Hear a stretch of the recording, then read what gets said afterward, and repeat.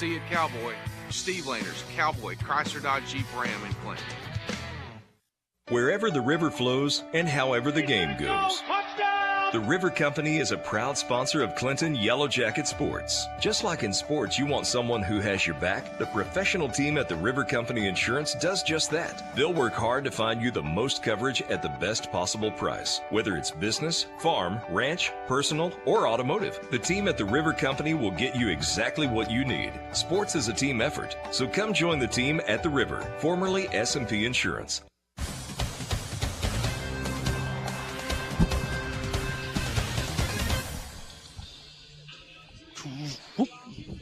And back here at the ballpark, Yellow Jackets hit the ball hard. Yeah, right there, Boji. Boji trying to fit Boji in here. I told Boji I've been working on a live stream for about an hour here. Maybe you have a signal at the moment if you're watching at home. I'm not sure how long it's going to last. Sam Brown on the hill today for the Yellow Jackets.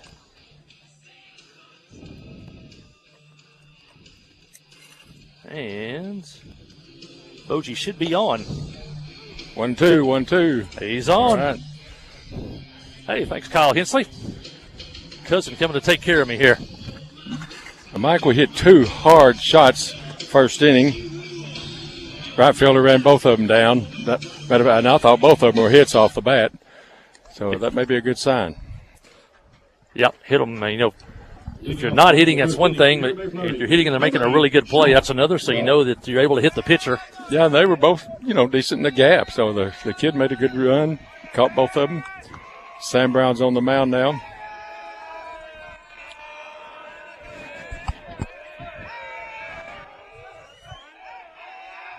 Loud dugout from Mayflower over there. We noticed that they're Robinson the other day. I guess our guys should be used to it.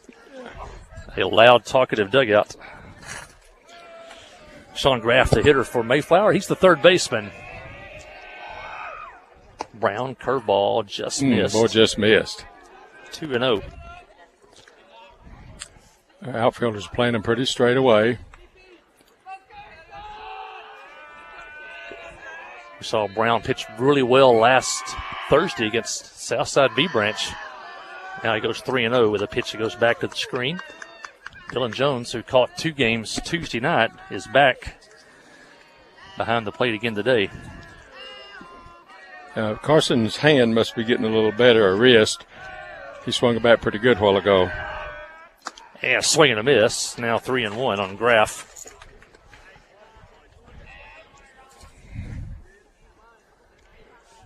Brown trying to battle back here. First batter of the game for Mayflower.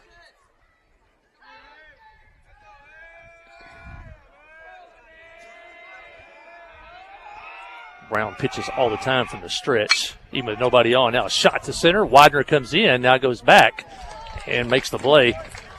First out of the game, and that's the third hard hit ball of this game combined. Teams. Ball's carried a little bit. That's 3 balls hit well. Ball's carried deep to the outfield. Noah Gailey, the hitter. He's the center fielder. Blaze Roberts, the catcher, on deck.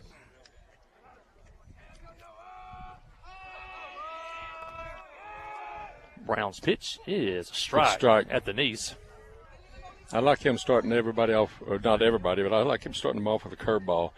A lot of times batters go up there expecting the first pitch fast right down the middle, and he's got ahead of those. Brown to the plate, and it bounces back to the screen. That's one of those 58-foot curveballs, Boji. Yeah. I've thrown a few of those in my day.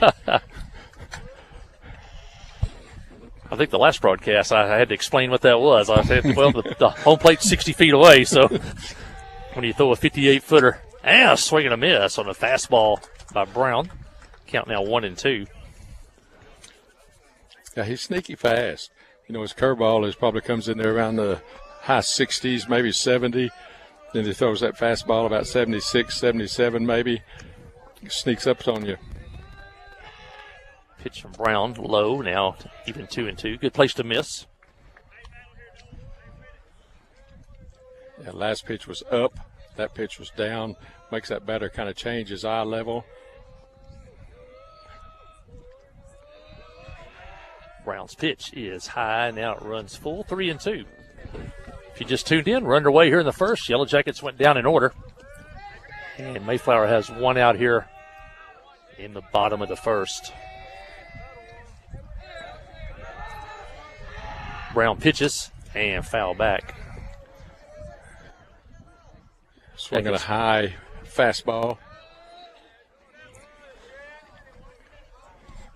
Jackets back in action tomorrow at the ballpark. You can come out and see them play ball knob. First pitch at 5 o'clock tomorrow. We'll have the broadcast right here on the trip. And once again, foul back. The Yellow Jackets are playing ball knob tomorrow at home. It's on my schedule. Has it been changed, Coach? Coach I didn't think we were doing this one today. What's that? I didn't think we were doing this one. Well, our and I was line drive center field, going to drop for a hit in front of Zane Widener, and Gailey is on with the first hit of the ball game. Lady Yellow Jackets are supposed to go to ball knob today for softball. It was canceled this morning. So we inserted this game into the schedule, and then we'll have ball knob at Clinton tomorrow night for baseball. So, yeah, that hitter, that's a good job of that hitter. That ball fooled him a little bit, curveball down the way, and he just kind of leaned over the plate and just took some kind of a crazy swing at it and hit it off the end of his bat. Blaze Roberts, the hitter. He's the catcher. Bats right-handed. Brown's pitch is high. Yellow Jacket defense. Tremble Hastings over at third. Rylan Jones at short. Brody Dufresne at second. And Joe Chalk over at first. It's a good pitch. Shortstop, Trammell, one of them. And Hastings makes the catch, the third baseman, for the first out here in the Mayflower first inning. Now batting for the Eagles, number 2, Landon Turner. The ball was took Hastings over into foul territory a couple of feet, and the wind blew it back into fair territory, and Hastings made the catch. Talking about the outfield.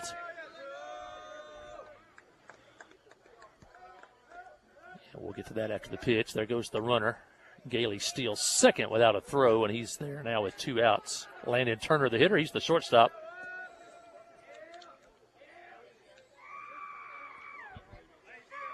Cole Prince out in left field. Zane Widener in center. And the big man, Russ Hensley, out in right field today. Brown's curve in the dirt. Back to the screen. Gailey goes to third. And he's there with 2 outs. Another one of those curves that hit in front of the plate. Tough ball for Dillon to have to block there. Had a little side spin on it. Yeah, when you throw a curveball, it does have a weird spinning away. When you've really got to get out there with that body. Here's the pitch, and just missed the letters. Now 2-1.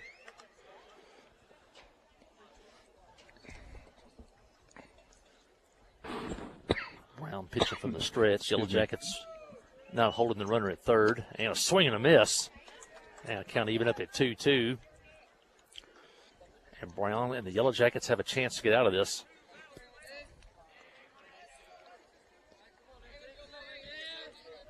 Two balls, 2 strikes. Here's the pitch, and just missed again. Now count runs full.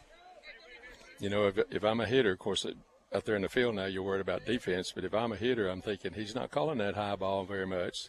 Let's stay off that thing. Don't pop it up. There's the pitch. Fastball, foul back. Count now full, 3-2.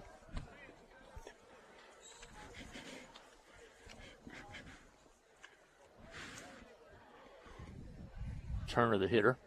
Shortstop, also pitches. 6-foot, 150-pound senior. And once again, he fouls it back.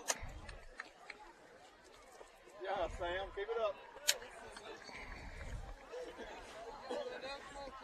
I believe I just stay up there in that zone till he proves he can hit it. He swung through 1, barely fouled off 2. There it is. Foul tip again. I think that one may have caught the umpire. Yep. Another battle. We saw that with Noah Gailey, the second hitter. He fouled off a bunch of pitches until he finally got a hit. And now Turner has fouled off a lot of pitches. Count still full 3-2. Runner comes down the line. Here's the pitch. Shot foul down the left field line. And out of play. Curveball a little bit hung up just a little high. He didn't get much dip on that curve. I believe I'd come back with a high fastball again. 3-2 pitch. Here comes the payoff pitch. And fly ball, short center field. Now the second baseman, Dufran, will come in, make the play. And Brown and the Yellow Jackets get out of it. Mayflower gets a hit.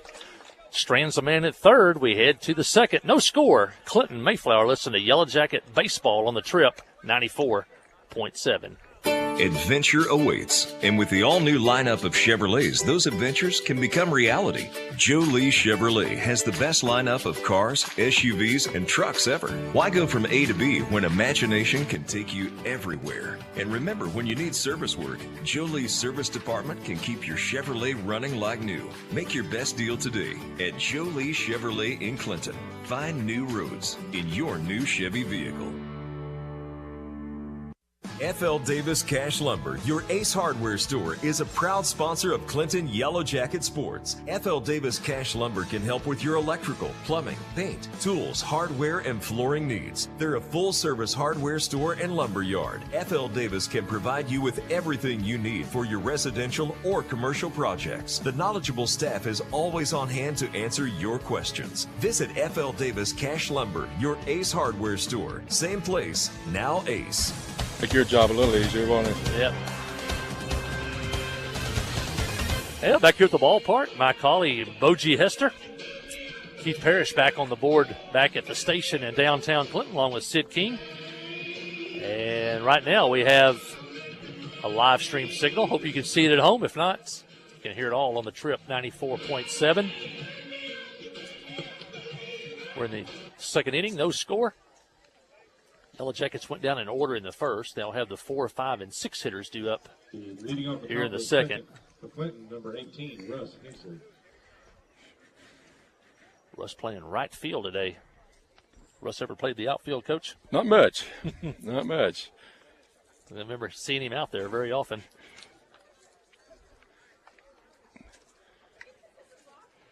It'll be Hensley, Prince, and Chalk. Anybody gets on Hastings.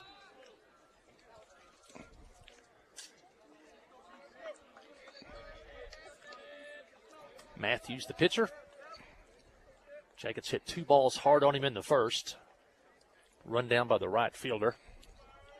Russ takes a ball in the dirt.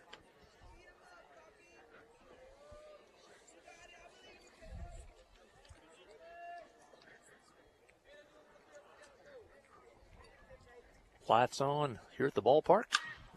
Shot foul down the right field line into the woods behind us here. Boy, just missed that one. That was belt high, fastball.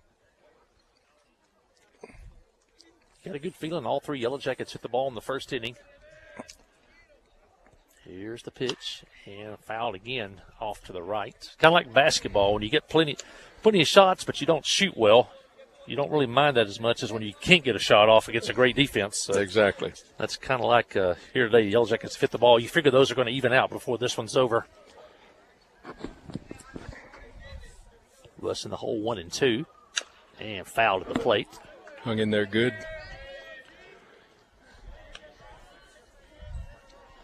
You know, I talked to Russ, a couple of these other players that I talked to some. You almost have to think sometimes like a pitcher. You know, he fouled off 2 good fastballs. Majority of the time, that next pitch in high school is probably going to be some kind of a slow or some kind of a curved off speed. Even if it's not a perfect strike, you got to fight that thing off. Here's the pitch. Low. Good eye by Russ. Now 2 and 2. I know you talked earlier in that first inning about Sam Brown starting with a curve, and they call that pitching backwards because usually a high school, they're ready for a fastball, curve. Right. Especially if you get ahead in the count. But when you start them off with the curve, here's the pitch, and foul against the Mayflower dugout. When you start them out the first pitch of curve, they kind of call that pitching backwards, and that kind of fools the hitter. Yeah, you see that a lot in college now, especially when relievers come in. You expect that reliever to throw that first fastball. Boy, they're throwing curves back and sliders and straight changes, now. The only thing I like, you don't see very often, I like a changeup followed by a changeup. You rarely see that, but they always think you have to set up the changeup with a fastball. And the pitch is a ground ball towards short on a hop. Now booted by the shortstop, throw to first, and out by a step at first. Hit pretty hard, a one-hop shot to the shortstop, but he booted it, picked it up. That's Landon Turner, and he makes the play at first for the first out of the inning. It's 4 straight Yellow Jackets to be retired. That was a curveball that Russ kind of hung in there with, hit it off the end of his bat.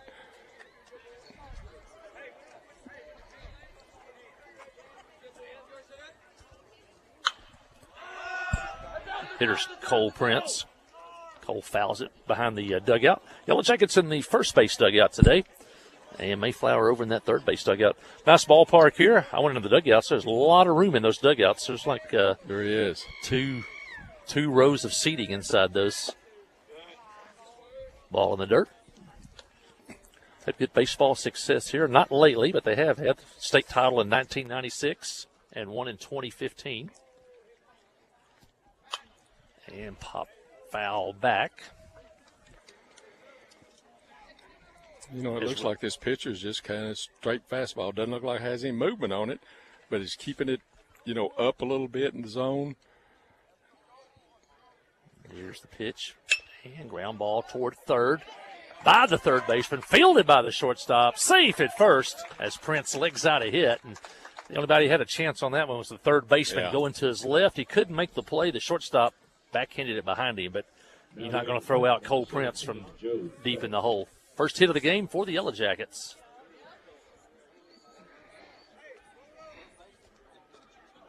Mentioned about Mayflower's success over the year. In 2016, they won 19 games. 2017, they won 22. And as late as 2018, they won 25 ball games. But they've been pretty much 500 the last 3 years. And, of course, that 2015 team won the state championship. That coach, I think, has retired since then. I think he's gone to the classroom. I don't recall his name, but he always had a long beard on those successful. What did Coach say? Albritton. Albritton, yeah.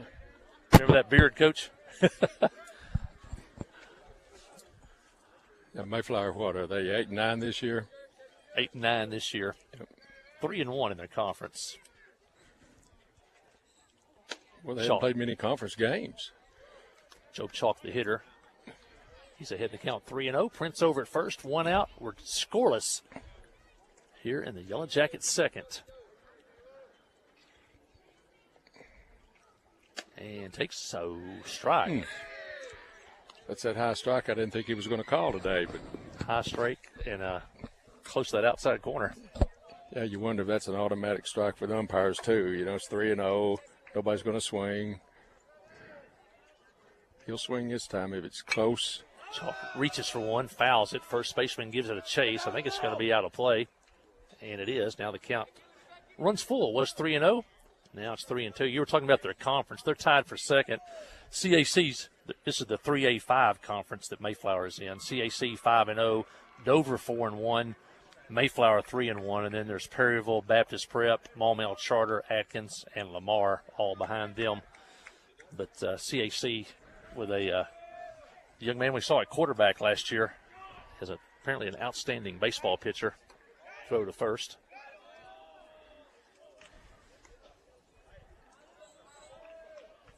Of course, I'll mention after this pitch here, 3-2 on Chalk. Prince leads away at first. Will they start him? There he goes. Ground ball up the middle. Second baseman there. And flip out at second and out at first. And what a bad break for the Yellow Jackets. Bad break, yes. A ball bounced right up the middle over the rubber. But with Prince stealing second, the second baseman ran over to cover second, and the ball came right to him. And had he been playing the normal second base position, that ball would have went into center field. Bad luck for the Yellow Jackets, but they do pick up a hit. Fail to score. We head to the bottom of the second. No score here in Mayflower. You listen to Yellow Jacket Baseball on the trip, 94.7. Adventure awaits, and with the all-new lineup of Chevrolets, those adventures can become reality. Joe Lee Chevrolet has the best lineup of cars, SUVs, and trucks ever. Why go from A to B when imagination can take you everywhere? And remember, when you need service work, Joe Lee's service department can keep your Chevrolet running like new. Make your best deal today at Joe Lee Chevrolet in Clinton. Find new roads in your new Chevy vehicle.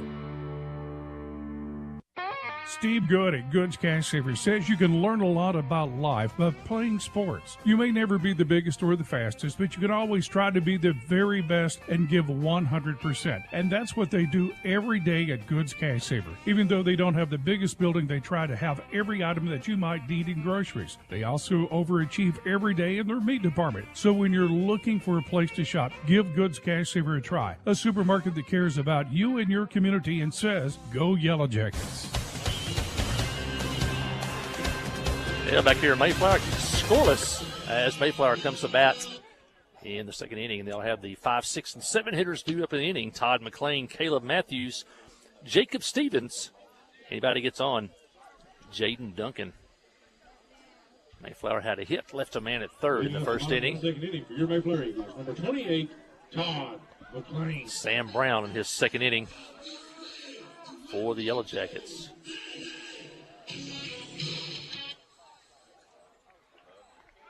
Leadoff hitter Todd McLean. He's the first baseman. Brown's pitch is a strike on the corner, and that's how the second inning starts.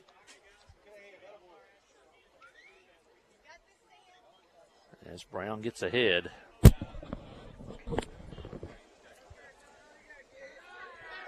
Here's the pitch. Oh, and it hit him. And McLean will get first. McLean hit by the pitch. Bring the play for the Eagles. Number 7, Caleb Matthews. Brown pitched good against B Branch today. I think only 2 walks and 4 2/3 innings. He got the victory in that one.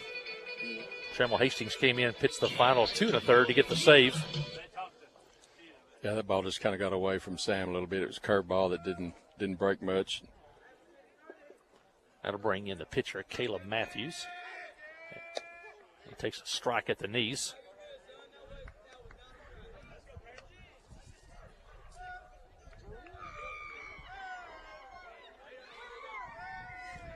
McLean leads the way at first.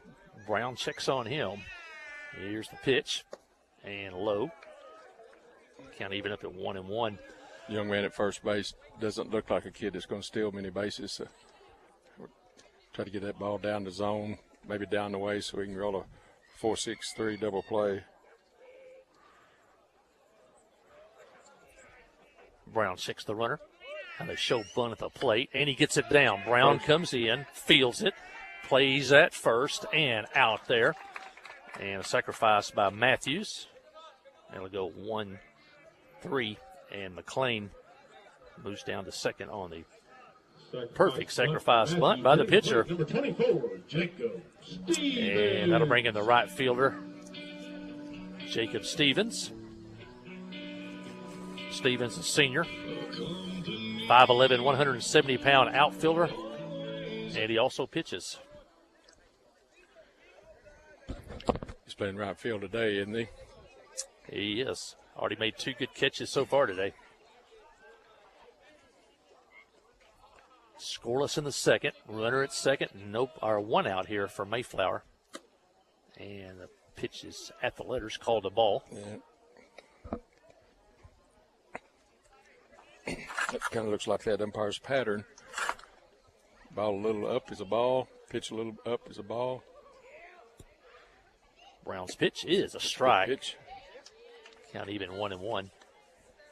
Now, you know, Coach, those 2 state titles are pretty big, 96 and 2015. But the biggest thing here in Mayflower, hometown of Matthew Post.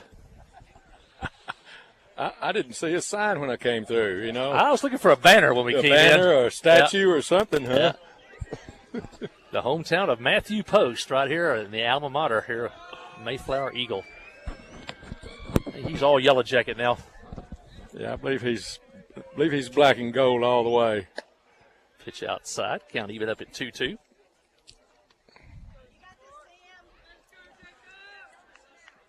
Coach Post's mom and dad and grandparents all live here in Mayflower. Here's the pitch. And ball in the dirt. Blocked by Jones. Nice play by Dillon.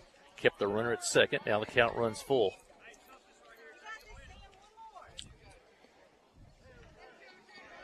Kind of like we saw with Sam on Thursday. He took an inning or two working with his curveball. And then once he got zoned in, he had three really good innings against B Branch. Here's the pitch. And low, ball 4.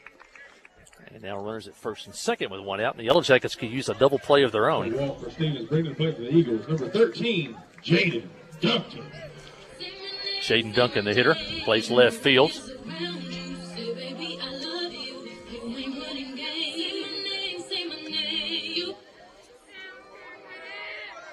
Runners at first and second.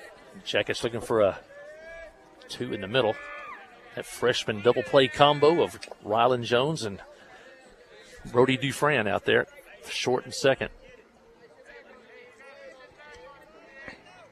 Jaden Duncan, another senior, 5'9", 160. He plays left field and pitches. Pretty veteran team we've seen. There's several seniors out there. Looks like it, yeah. Brown's pitch and line drive, right center field. May drop, it does. Let's see if they send the man home. They're going to hold him up at third as Widener gets it back in, and the bases will be loaded as they held the big McLean at third base. McLean at third. Stevens goes to second on the base hit by Duncan. Second hit of the ball game now for Mayflower.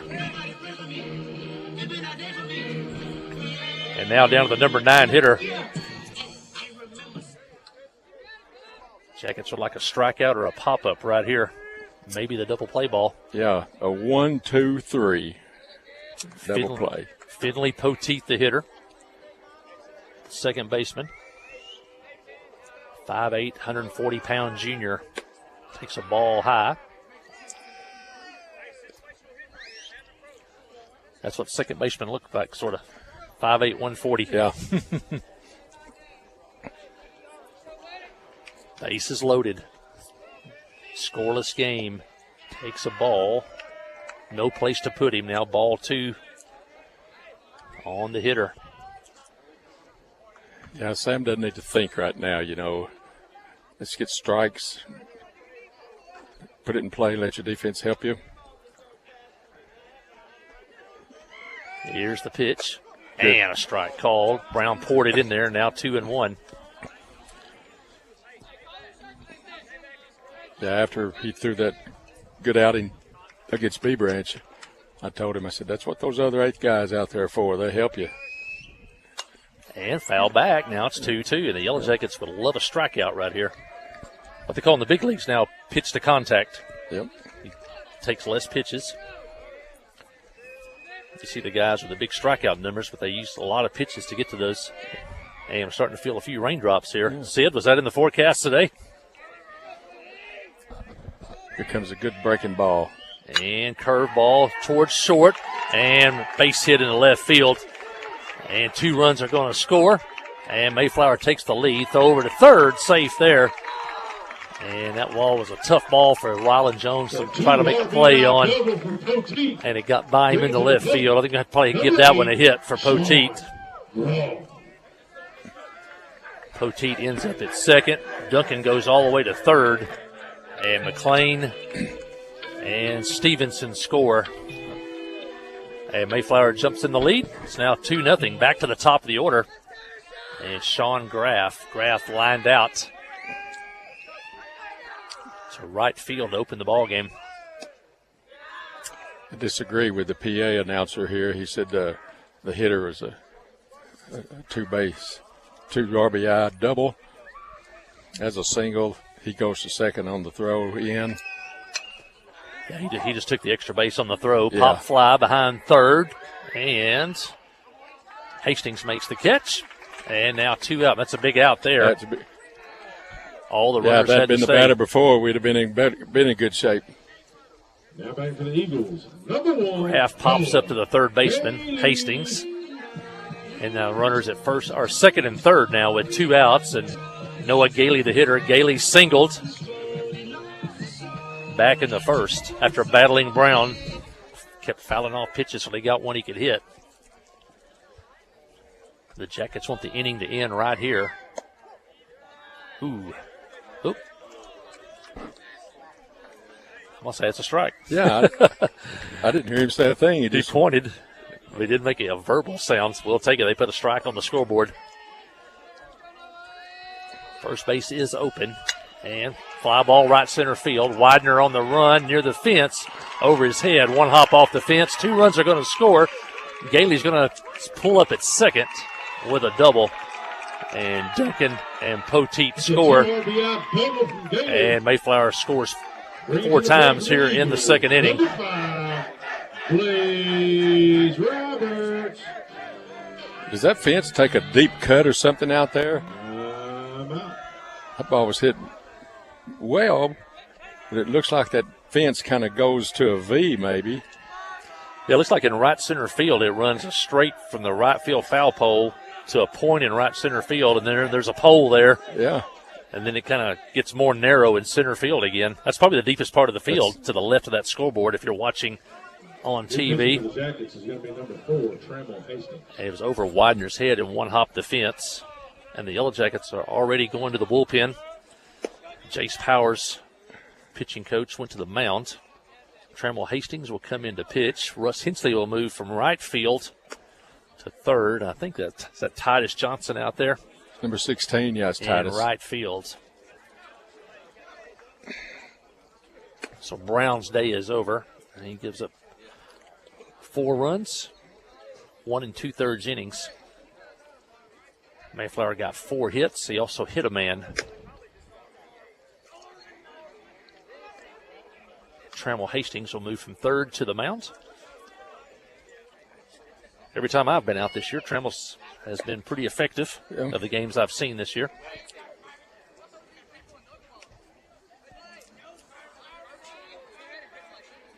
Trammell has a ball that moves. I don't think did Sam walk a man? I know he hit one. Did not walk a man. One hit batter, no strikeouts. He's around the zone. They just put it in play.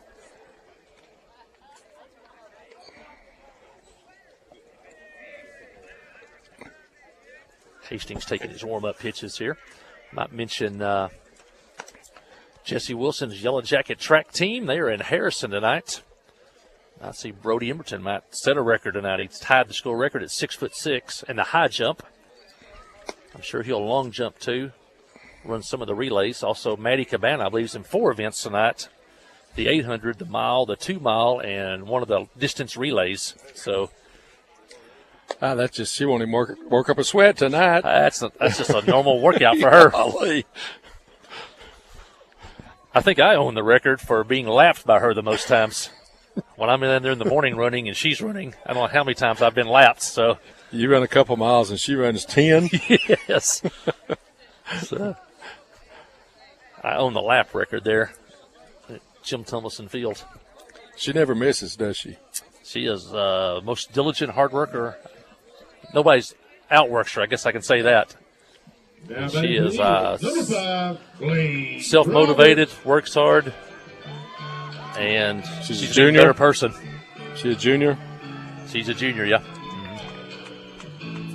Won the 10K. It's part of the Little Rock Marathon. I think it was over 500 female entrants. She was the winner. I saw a picture somewhere of that. Yeah, we're back to action here. Runner at second. 2 outs for Mayflower. They lead 4-0 here in the second inning.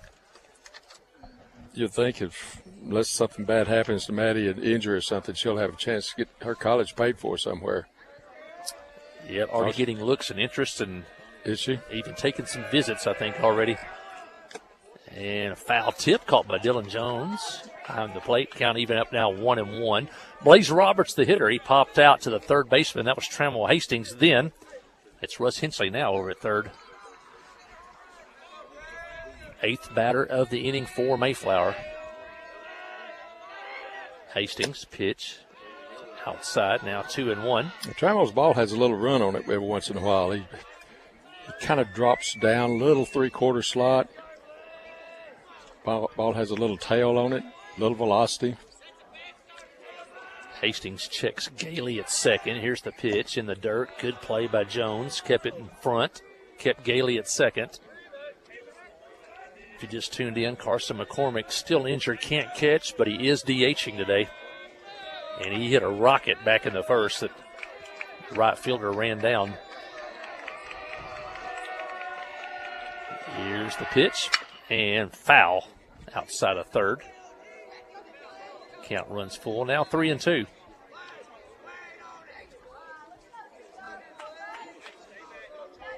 Jackets want the inning to end right here and get back to the plate.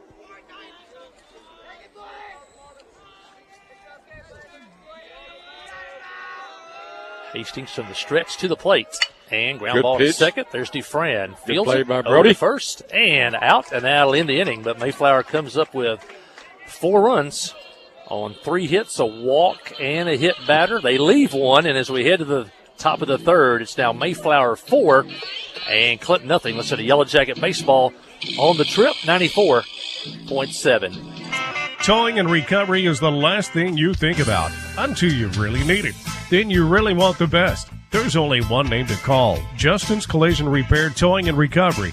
They have the largest and latest model recovery fleet in North Central Arkansas. From small towing to heavy-duty towing, Justin's Collision Repair Towing and Recovery on Highway 65 in Clinton is the one to call, 745-2992. That's Justin's Collision Repair Towing and Recovery, 745-2992. Comrie Regional has been the community's hospital for 100 years, providing high-quality, compassionate care. As our community continues to grow, we're growing alongside you to ensure all your healthcare needs are met right here in Conway. When your family needs emergency care, you can trust our board-certified providers to provide you with the comprehensive care you deserve when you need it most. When you're facing an emergency, trust the care you'll find down the hallway, not down the highway. At Comrie Regional, we're not just growing, we're growing together. Yeah, back here at the ballpark, you can hear the oldies being played here at Mayflower. And you're on the right station, the Trip 94.7, your oldies station. And if you like a classic rock and roll, songs from the 70s, 80s, and 90s, you can hear it all on the Trip 94.7. You can also download the app for KHPQ 92.1 or the Trip 94.7. You can download the app. You can listen anywhere in the world. You don't have to be in North Central Arkansas. And I know Sid has listeners, I think, down in South America. There's some guy that tunes in almost every day, I think, from England. Yeah, I listen to the Tradio line a lot. Yeah, man, listen to Sid's he's always bragging about how many people from out of the country are listening to him. Don't know whether they buy anything, but they listen. That's true. The highest rated show in North Central Arkansas, I think, the Trading Post. Buy, sell, trade, or give away. And you hear some stuff on there you never see anywhere else. Some guy one day was wanting some type of Native American musical instrument. So stuff like that. You never know what you're going to hear on the Trading Post. Here we go in the third. This is Trammell. It'll be Trammell Hastings. Sam Brown. Well, I guess it'll be Titus Johnson now batting in Sam Brown's spot in the 8th spot. Zane Widener in the 9th spot. Anybody gets on, Rylan Jones. Matthews on the hill for Mayflower in his third inning of work. Count even up 1-1.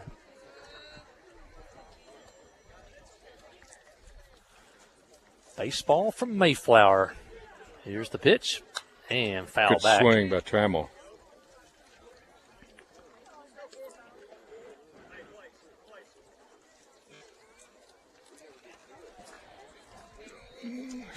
Trammell now in the hole 1 and 2. I think I'd look at a curveball here. Pitch in the dirt. Blocked by Roberts. Yellow Jackets have had one hit so far. That was a single by Cole Prince. I was watching this pitcher. He kept moving the ball around his glove, and I thought he was maybe trying to get a good grip. And a swing and a miss on the pitch down. And that'll be the first strikeout of the ball game for either pitcher. Now come place for Clinton. That'll bring in Number 10, Sam. I'm sorry. Titus Johnson. Johnson came in as Brown left the game, replaced on the mound by Trammell Hastings. Hinchley moved from right field to third base, and Titus Johnson fouls one just outside of third. And a nice play by Coach Prince over there. Yeah. Mayflower dugout's even giving him a round. Yeah. They're impressed. The other day I said you knew when you're a veteran coach is when you get out of the way of those. It's the young guys that want to field them, but Coach Prince stuck in there and made the play. Here's the pitch, and foul back. And now Titus in the hole 0-2.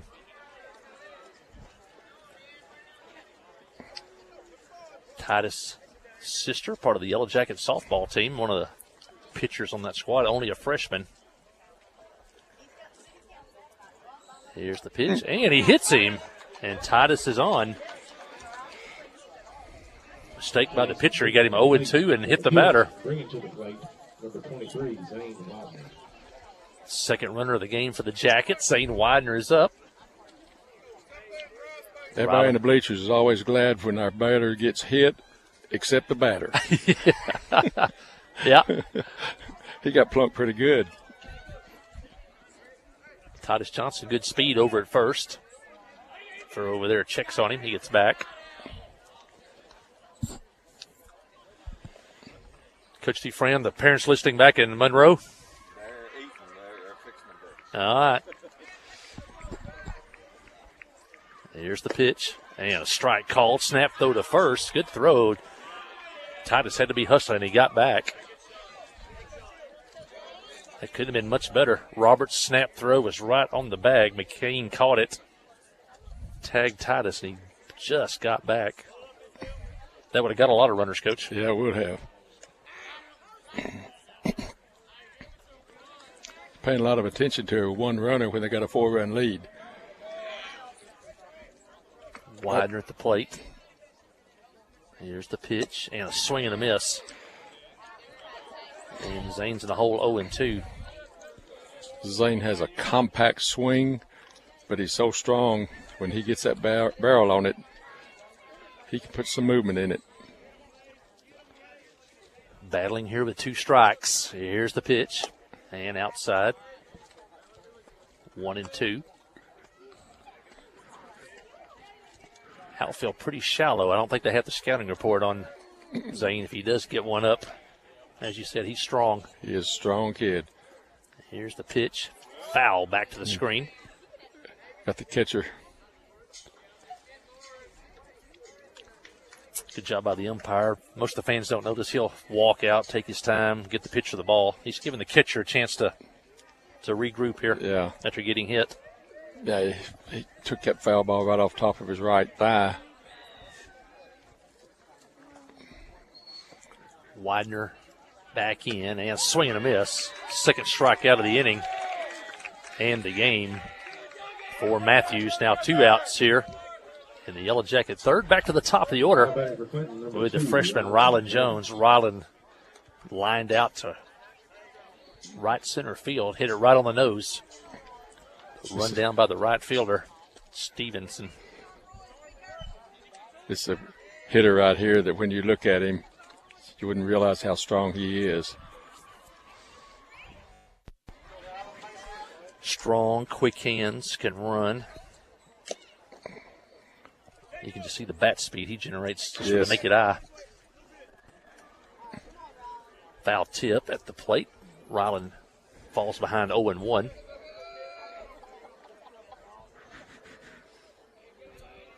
Here's the pitch and line drive. Base hit left field. And Johnson will stop at second.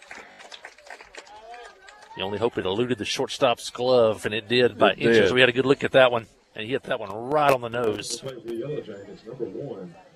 Second hit of the game for the Jackets. Yeah, that ball had a little draw on it, kind of like a golf. If it had been a straight line drive, I believe the shortstop would have got that. Base hit right here may score us one, Michael.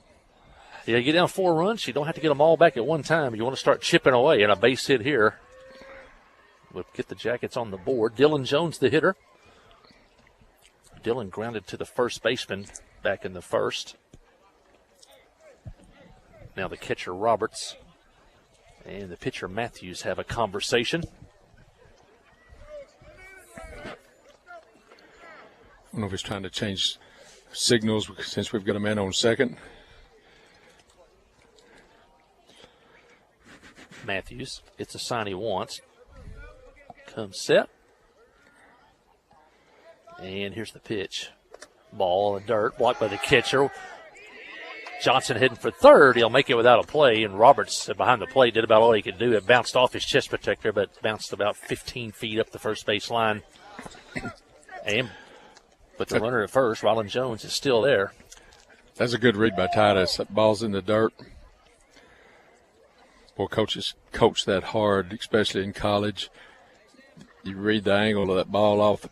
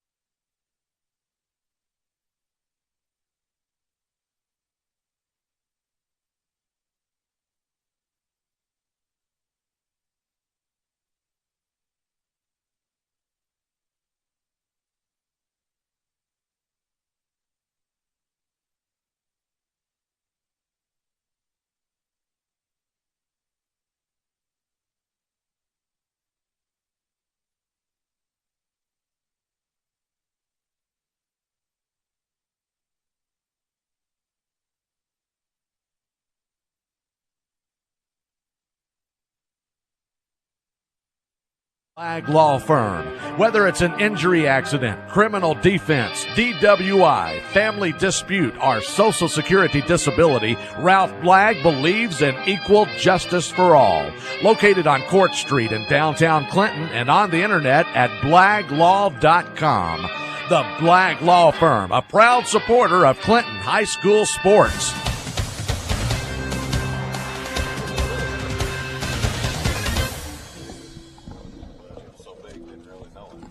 Hey, back here at the ballpark, we may have lost you a little bit toward the end of that inning. Yellow Jackets left 2 on.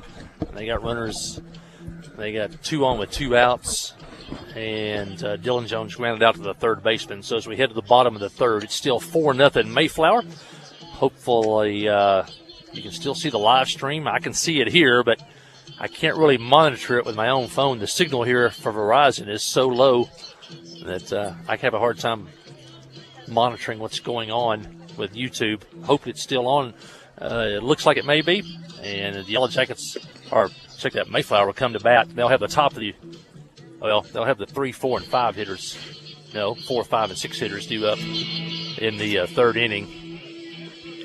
You know, Mike, we went through a lineup plus a couple of 3 and had 2 strikeouts, so we're putting the ball in play. They're making a couple of good plays. We're just not finding enough holes. Yeah, you want to try to keep the game close. 4-0 now. Keep it close. Give yourself a chance.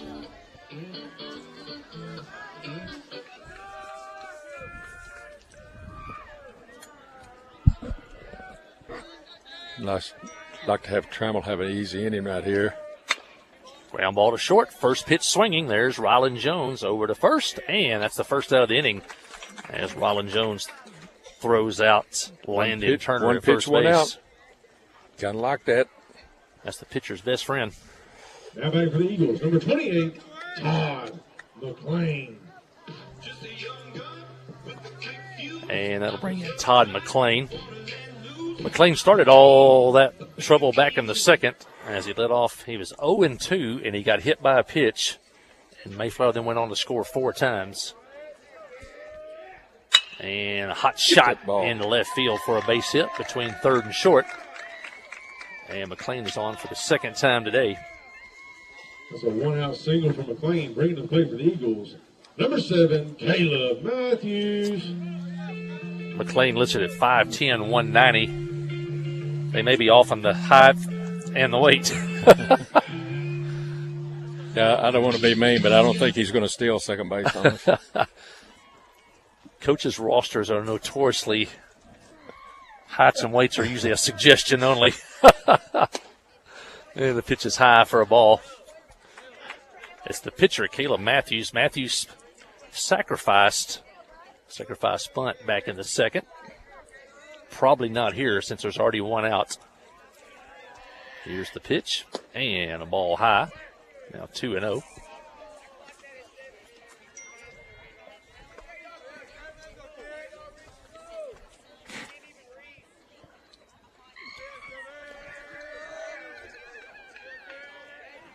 Hastings and fouls it back.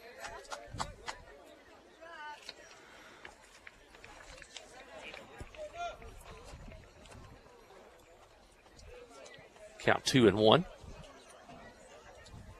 Head coach for Mayflower is Mark Hill. Assistant coach Colton Wolford. And the pitch is a curveball. Nice pitch by Trammell Hastings. That's probably the best pitch he's thrown up to now. Froze the hitter, 2-2. That right-handed hitter, that curveball looked like it's probably coming at him and then breaks over the plate. Here's the pitch. Pitch is high. Now the count runs full, 3-2.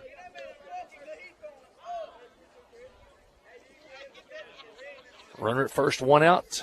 Jackets trail 4-0. We're in the third.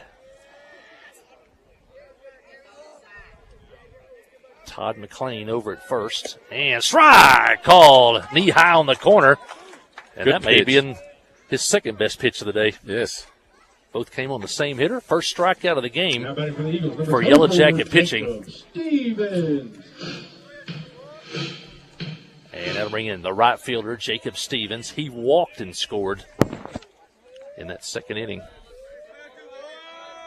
Pitch is fly ball right field. Johnson on the run. Plays it on a hop. And Roberts will stop at second. That's what they call a little Texas A leaguer. 2-out single for Stevens, bringing to the plate for the Eagles. Number 13. Nothing Johnson could do on that one. One hopper to right field. Runners now at first and second. 2 outs. Jaden Duncan, the hitter. Duncan singled and scored in that second inning. 6 hits now for Mayflower. Here's the pitch. And a curveball just high. Just high. 2 outs. Yellow Jacket infield playing deep. Force outs at every base. As we used to say, just knock it down and make a play. Here's the pitch. And pop fly. Left center left field. fielder. Prince Cole on the move. And makes the play. Or Cole Prince. Cole I got Prince. that one backwards. Cole Prince with the catch out in left field. And that'll end the inning. Yellow Jackets retire Mayflower without a run. Mayflower picks up 2 hits. They leave 2. They fail to score. We head to the fourth. It's Mayflower 4, Clinton nothing. Listen to Yellow Jacket Baseball on the Yellow Jacket Sports Network. Hi, I'm Joey Dobbs with State Farm Insurance here in Clinton. We are proud to support Clinton Yellow Jacket Sports, and we're here to support you on and off the field. For surprisingly great rates on auto, home, life, and supplemental health insurance, stop by today. We're located just off of Highway 65 before the Little Red River next to H&R Block. Give us a call at 745-6323 or visit our website at calljoeydobbs.com. Like a good neighbor, State Farm is there. Life is better with basketball and with First Security. We have the resources and the know-how to assist with your needs, plus a local team you can count on. So you're making better plays because First Security is making better happen during this season and every season. What's your better? Get there with us. Stop by your local First Security Banking Center or visit us online at fsbank.com today. First Security. Bank better. Member FDIC, equal housing lender. A service of King Sullivan Radio. K234BB at 94.7 FM. KGFL 1110 AM. Clinton. Jacket bats need to get going. They trail 4-0 as we head to the fourth. The Jackets will have the 3, 4, and 5 hitters due up this inning. Next broadcast, by the way, will be tomorrow. First pitch, 5 o'clock, back home at the ballpark in Clinton as the baseball team will take on Ball Knob. On Tuesday, we'll broadcast softball from the field in downtown Clinton. And it's a big one as the Lady Yellow Jackets will play Little Rock Christian Academy on Tuesday. A win by the Lady Jackets, and they'll probably lock up second place. And if anybody can help us with Bauxite, will keep us, right now we're 1 game behind Bauxite. So that'll be Tuesday. Lady Yellow Jacket softball. That broadcast starts at 4:30. We'll be on the air somewhere around 4:20. Tomorrow, we'll be on the air at 4:50. Carson McCormick hit one on the nose in the first inning. Run down by the right fielder, Stevens. And he's up now, and he jumps ahead in the count 2-0. You know, Mike, people that follow athletics understand how big a deal it is to finish first or second in your league to go to the next level, the next tournament. Doesn't happen that way all the time, but you usually get a team that's not quite as good as your 1 and 2. So if you're 2, you're going to draw 3. That's better. Yeah. Ooh. McCormick gets hit, and he hits the first, and that's the second batter of the game that Matthews has hit. Number 18, Russ Hensley. He hit Titus Johnson in the last inning. And for the first time today, Boji, the Yellow Jackets have a leadoff man on. First time, yes. If we don't get some batters on base, some of the 3, 4, and 5 may not be able to come around again. Senior Russ Hensley at the plate. And Russ takes a strike. Russ grounded out to the shortstop to lead off the second.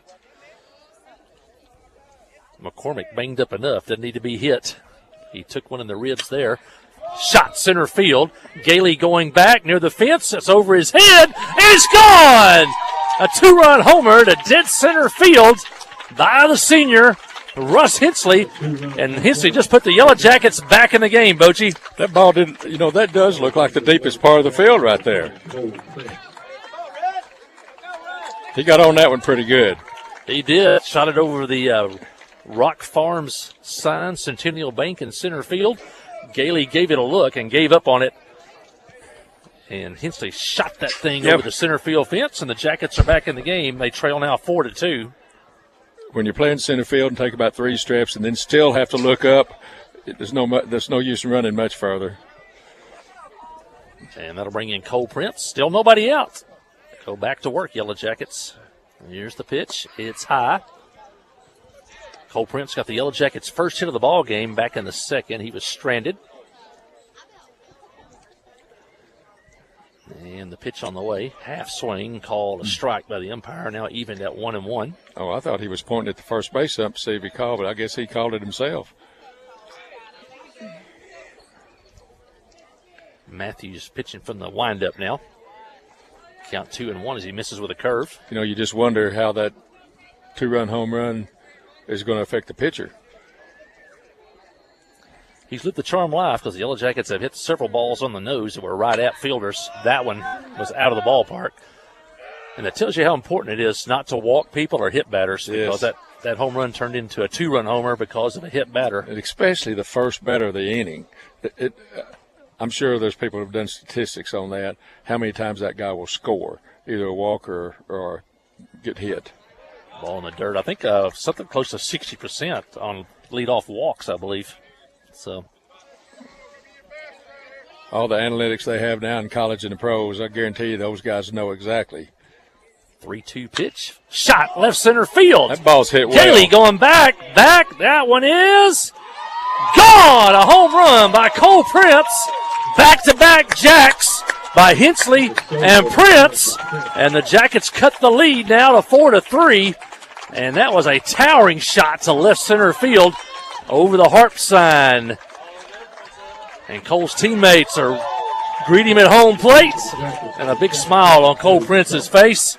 Now they come across and point at Job Chalk, back to back, and they're going to let Job know it. Back-to-back homers by the Yellow Jackets. Hensley and Prince, and the Jackets are back in the game now, 4-3. A hit batter and back-to-back home runs. Still nobody out, Boji. Yeah, I like it. Chalk's up. Chalk, another bad luck play back in the second when he hit into that double play. The runner heading to second led the second baseman right into the baseball. And Job hit that one right on the money. Chalk takes a strike. Borderline low.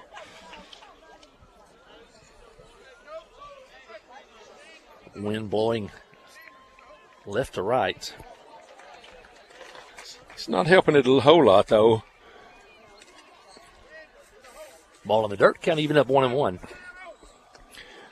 I'm surprised they would give up back-to-back jacks, and their coach didn't even go out and say anything to the fly ball right field. Stevens in his tracks, and he makes the play in right field. First out of the inning for the Yellow Jackets. That'll bring in Trammell Hastings. Trammell struck out in the third. Talking about how difficult it is to get a signal. I can't even pull up the weather app on my Verizon phone. I was going to tell you what the wind speed was. So right now we're getting a live stream signal, so we are very lucky. Shot right field, but it's going to go foul and out of play.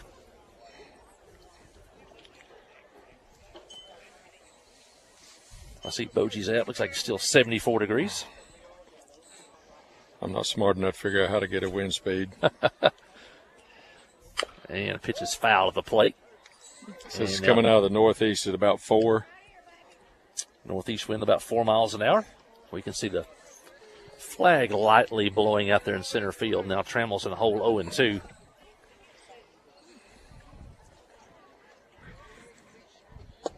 Pitch is a good curve outside. Good take. That was a strike for about 50 feet. Broke away from him.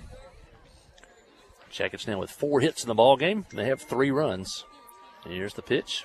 And fly ball left center field. Gailey should have this one. Comes in and makes the play. And now 2 outs here in the Yellow Jacket fourth. Right fielder thinks that's 3. He's running all the way in. And that'll bring in the 8th place hitter, Titus Johnson. No, that's Sam. Yeah, Sam Stander's going to pinch hit here for Titus. That spot was originally Sam Brown's spot. He left the game after pitching into the second inning. And then Titus Johnson hit in this spot last time up. And now Sam Standridge at the plate. The freshman takes a strike. The 3rd freshman to play so far today.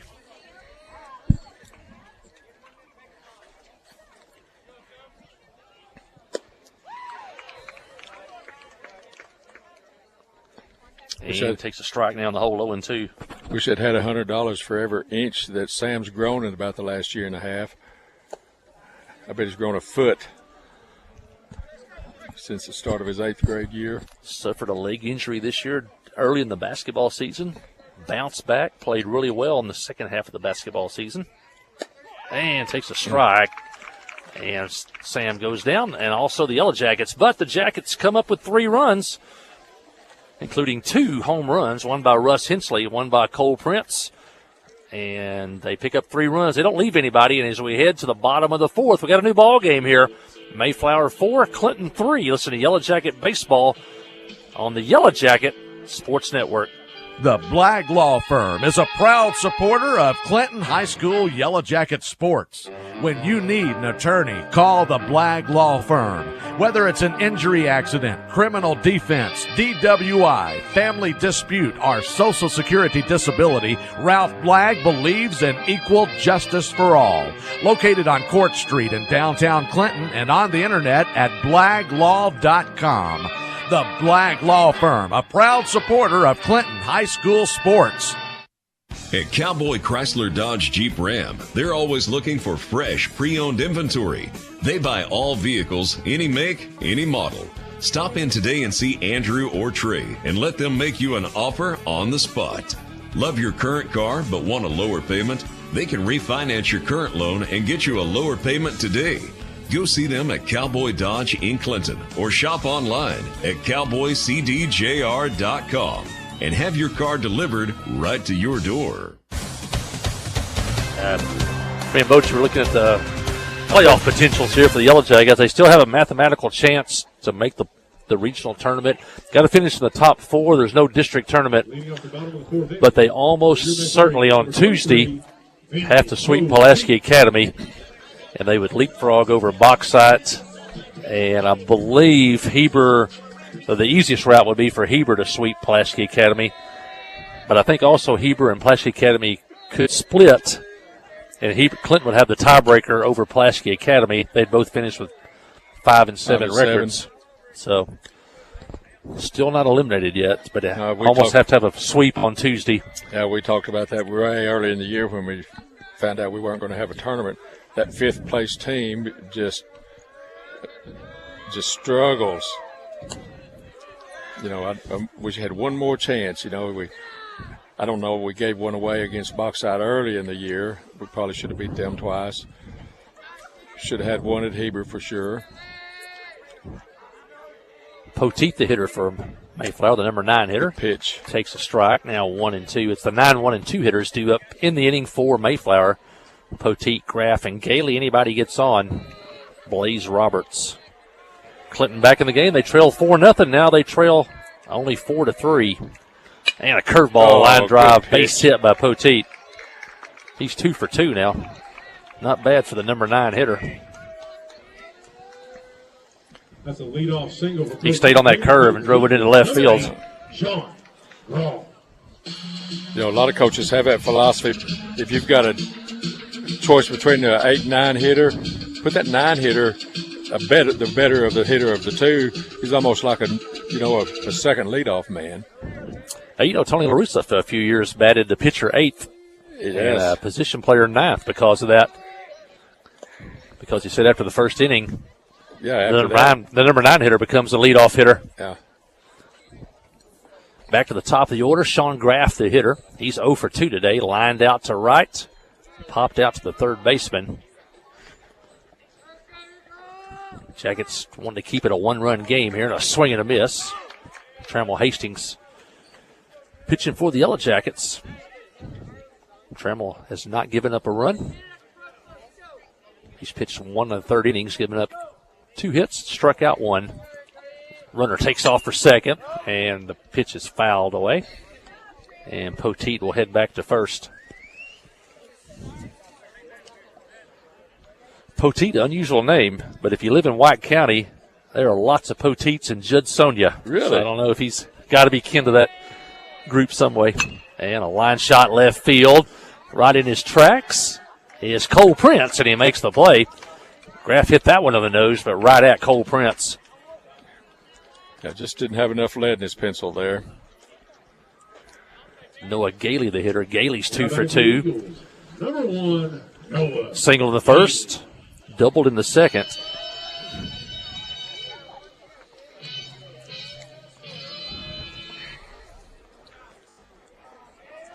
Gailey, the center fielder. Curveball, strike. Curveball. I think this would be a kid that I'd probably hit and run with. He's been putting the ball in play, got decent speed on first. Start the runner, makes your defense kind of start shifting. Pitch is high, 1-1. Poteet over at first. He singled. Graff flied out. Gailey, the hitter. Hastings' pitch is high. Now 2-1.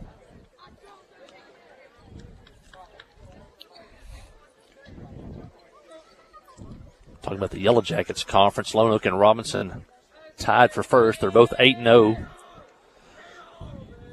Hastings' pitch, fly ball, center field, skied a mile high. Widener coming in on the run, makes the play. Oh, he drops the ball. May have a play at second, but nobody covering.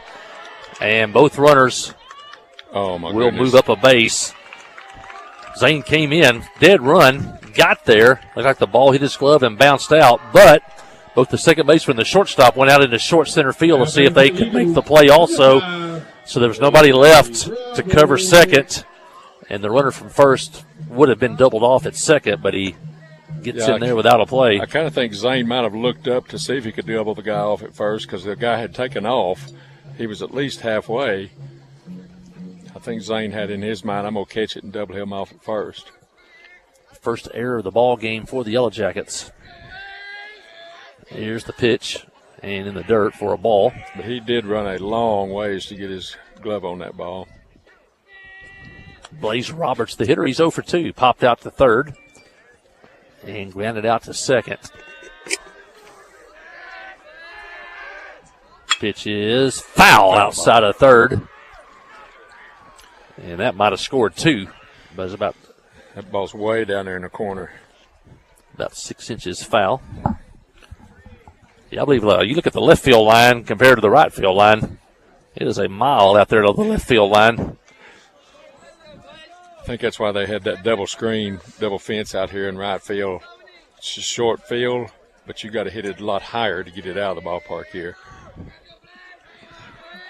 1-1 pitch on the way. Curveball swing and a miss. And a good curve. A good 12-6 curveball. Started high, ended low. Like the hands on a clock. Count now 1-2. And boy, the Yellow Jackets could use a strikeout here. Trailing 4-3, and off the end of the bat towards second. Dufran comes in, fields it, out at first. And that was a cue shot off the end of the bat with some side spin. Both runners move up, but there's 2 outs now. Now coming to play for the Eagles, number 2, Landon Turner. Landon Turner, the hitter. Turner's 0 for 2. That fly ball in the outfield now really looks big. Landon popped up to Brody over at second. And also grounded out to short. First base is open. Here's the pitch. Is a little high for a ball. Turner's the cleanup hitter, so. I like it that he started him off with a curve, though. He wasn't going to just set dead red fastball.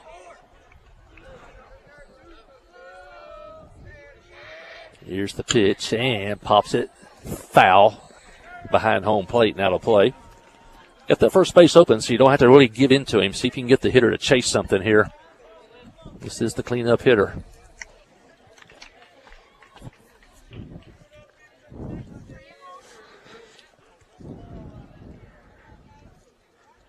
Jackets trying to get the final out here. Here's the pitch, and outside. Good pitch by the pitcher. Yes. Try to get him to chase.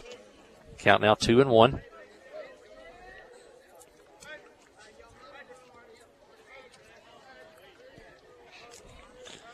Hastings checks the runner, comes to the plate, and outside now 3-1. Don't have to give in here. Got first base open.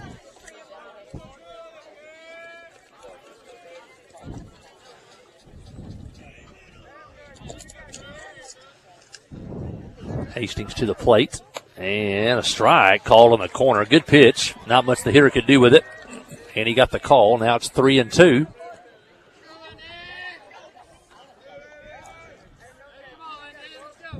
Might see something off speed here. Yes, coming back with off speed. Here's the pitch. And fastball, line jot, left center field. That'll be a hit. 2 runs are going to score. Poteet and Gailey score. And that was a big hit with 2 outs. And now extends the Mayflower lead now to 6-3. 2 RBI single for Turner. Bring it to the plate. Number 28, Tom Turner with a 2 RBI single.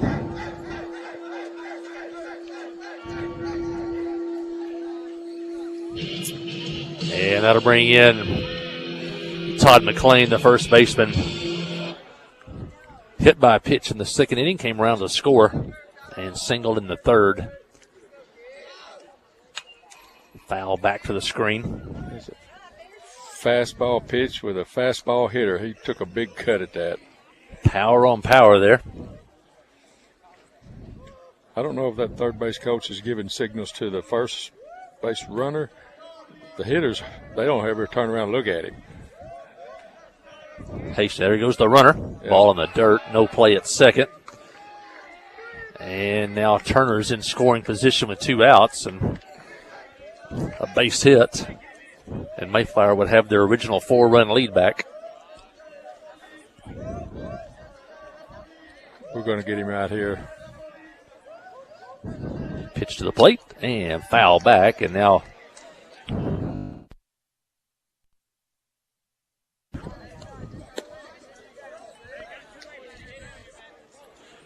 had some raindrops earlier. Haven't felt any in a while now. It's been a good day. High fastball, swing, foul, high fastball, swing and miss. Something low here. Here's the pitch and a curveball outside. Count 2-2. Try to get the hitter to chase that one.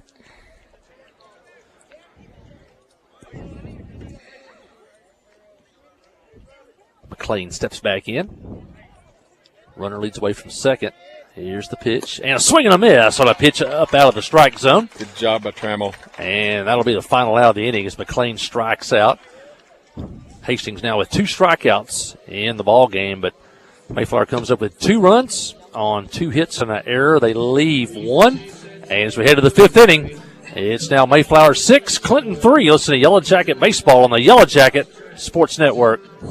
Adventure awaits, and with the all-new lineup of Chevrolets, those adventures can become reality. Joe Lee Chevrolet has the best lineup of cars, SUVs, and trucks ever. Why go from A to B when imagination can take you everywhere? And remember, when you need service work, Joe Lee's service department can keep your Chevrolet running like new. Make your best deal today at Joe Lee Chevrolet in Clinton. Find new roads in your new Chevy vehicle. Towing and recovery is the last thing you think about until you really need it. Then you really want the best. There's only one name to call: Justin's Collision Repair Towing and Recovery. They have the largest and latest model recovery fleet in North Central Arkansas. From small towing to heavy-duty towing, Justin's Collision Repair Towing and Recovery on Highway 65 in Clinton is the one to call. 745-2992. That's Justin's Collision Repair Towing and Recovery, 745-2992. Yellow Jackets coming to bat in the 5th. They trail 6-3 here. I want to mention some of our great baseball, softball innings boosters. I want to mention Main Street Florists.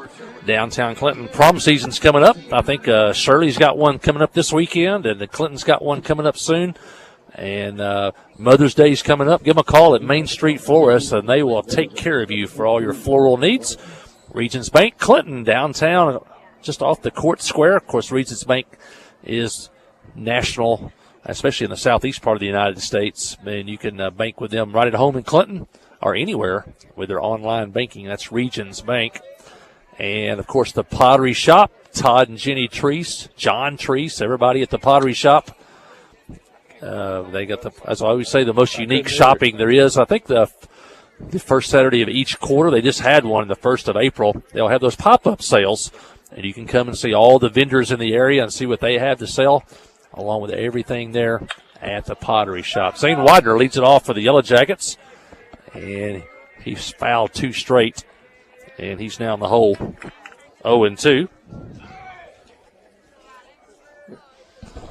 So he's taking 2 good cuts at that fastball. Here's the pitch, and a ground ball foul outside of third. So Pottery Shop, Highway 65 north, just short of the Archie Creek Bridge. If you see the big giant letters that say the Ozarks, you know you're there. Or if you look in the parking lot and see a giraffe, a metal giraffe, you know you're there. You don't see those just anywhere, Boji. Look at that, look at that. And one hopper to short, over to first, and safe there as the shortstop pulls the first baseman off the bag. And the Yellow Jackets have the leadoff man on here in the 5th on a infield hit by Zane Widener. Now, Zane's not your typical high school runner. He can get down the line. Yeah, you know, if it bounces twice, he's got a chance. Yeah, that's right. He has sprinter speed. You can put a helmet and pads on him, too, and he's still got sprinter speed. Ryling put that ball in play. Back to the top of the order, Rylan Jones. For the 2nd straight inning, the Yellow Jackets put the leadoff man on. They put the leadoff man on in the 4th and came up with 3 runs. Let's see what they can do here. Here's the pitch and a strike on the inside corner. Ryland spun out of the way of that one. That's count even 1-1. He usually gets hit one time a game. Yeah, that's what you always say. Yeah. I think Dillon got hit twice the other day against Bradford. Yeah.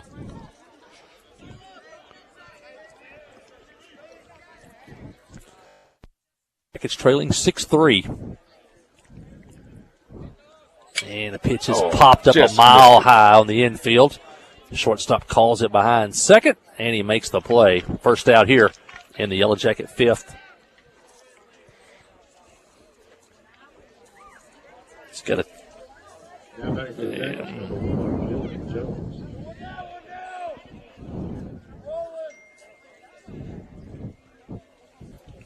Dylan Jones, the hitter. Carson McCormick on deck. If you just tuned in, Carson able to pinch hit today, but he's not playing defense. That hand and wrist injury. Ball gets away from the catcher, Roberts. Widener stays at first. Yeah, I don't think Zane read that one very well. That's an easy base for Zane. He reads that ball in the dirt, bounces 6 feet.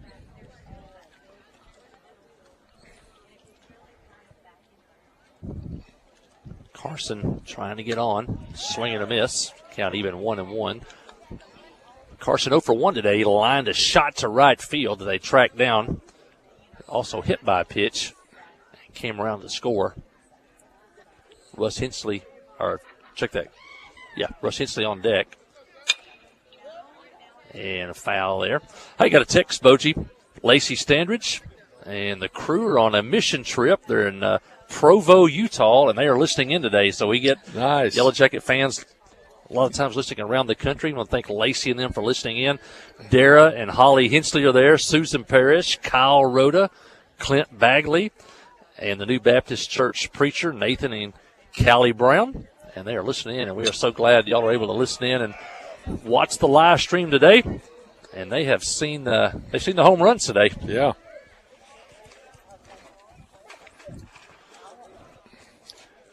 Maybe they can see a comeback win.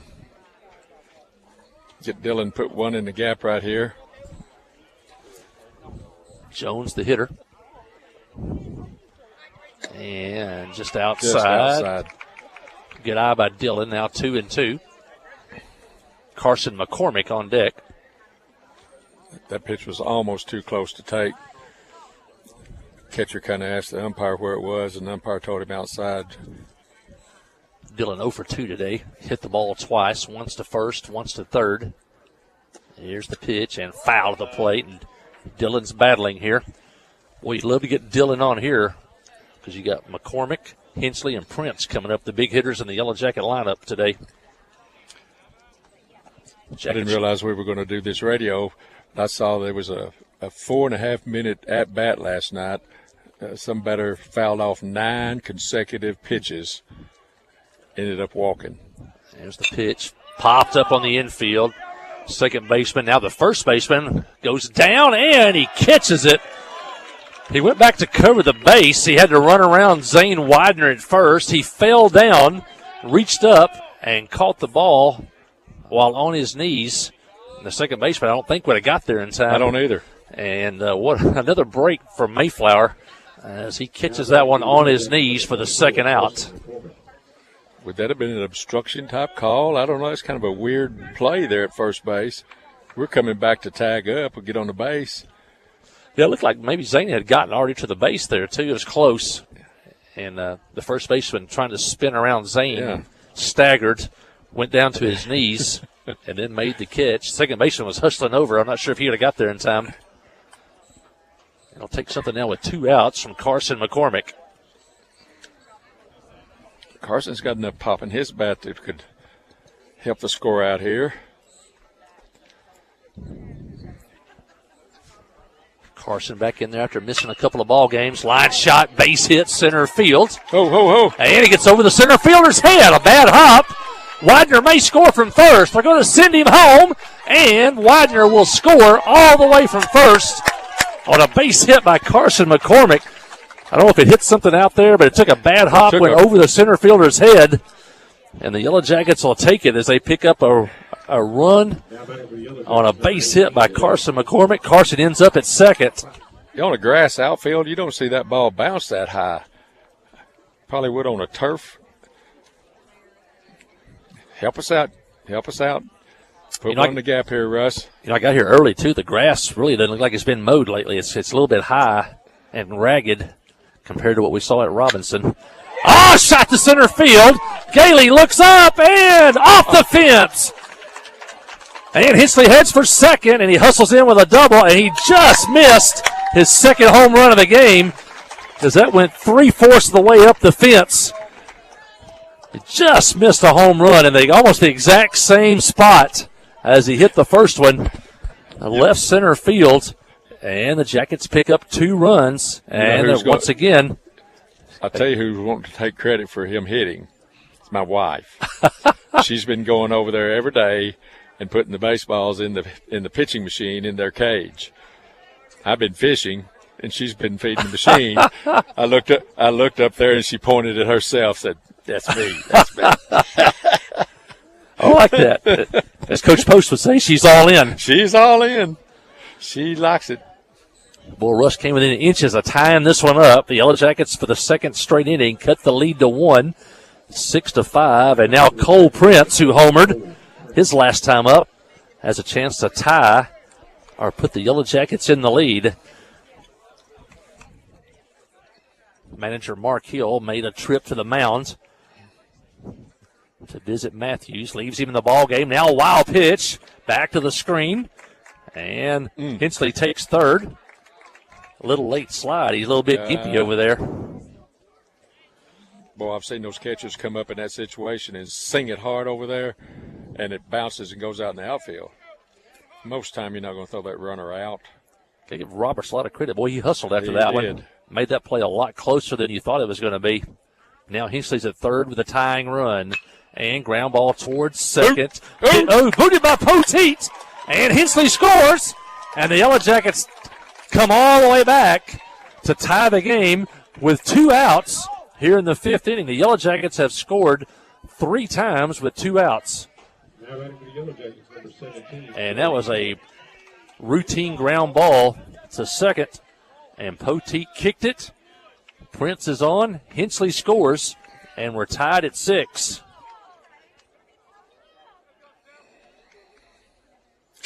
And a ground ball to short by Chalk. Booted by the shortstop. Everybody's going to be safe. Back-to-back errors by Mayflower. And the Yellow Jackets continue to hit. You're talking about driving a coach crazy. 2 routine ground balls. And that'll bring in Trammell Hastings, the 8th hitter of the inning for Clinton. I thought we were going to run for Job and then re-enter him. And I think that's what's going to happen. And that'll be Landon McNabb pinch running for Job Chalk at first. Cole Prince with good speed at second. He's the lead run. The game's tied at 6 here in the 5th. Trammell Hastings, the pitcher, as we say, could help himself. Could help himself. And with 2 outs, anything put in play, you got to score from second. Any ball that goes through. 8th hitter of the inning for Clinton. They've scored 3 times with 2 outs. Here's the pitch. Ground ball foul just outside of third. Coach Prince hung in there on that one. Took one off the hand. He's fielded 2 down there pretty good. That ball was hit a little sharper.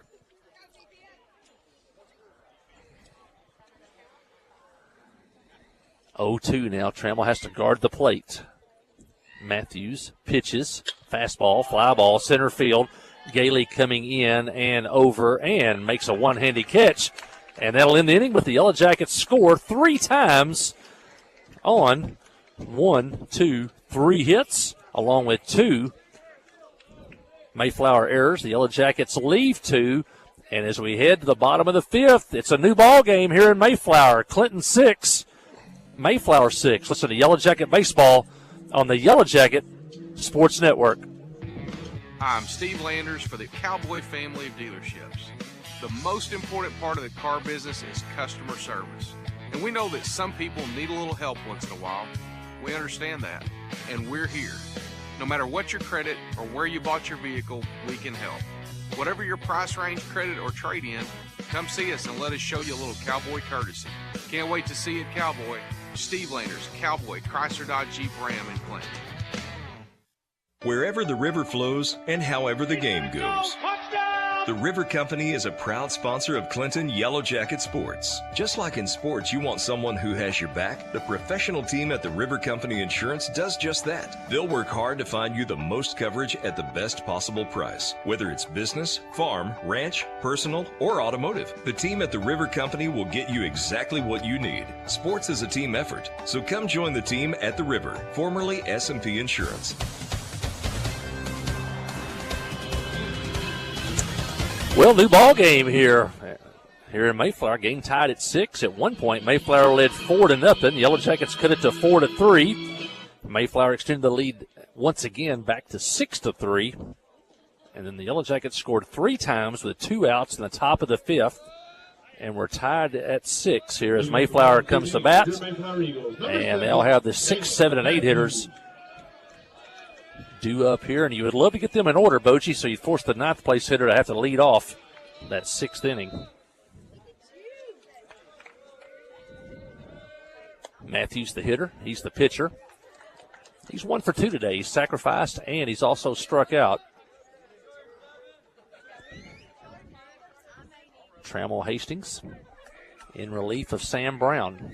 And here's the pitch. Curveball just missed. Count even 1-1.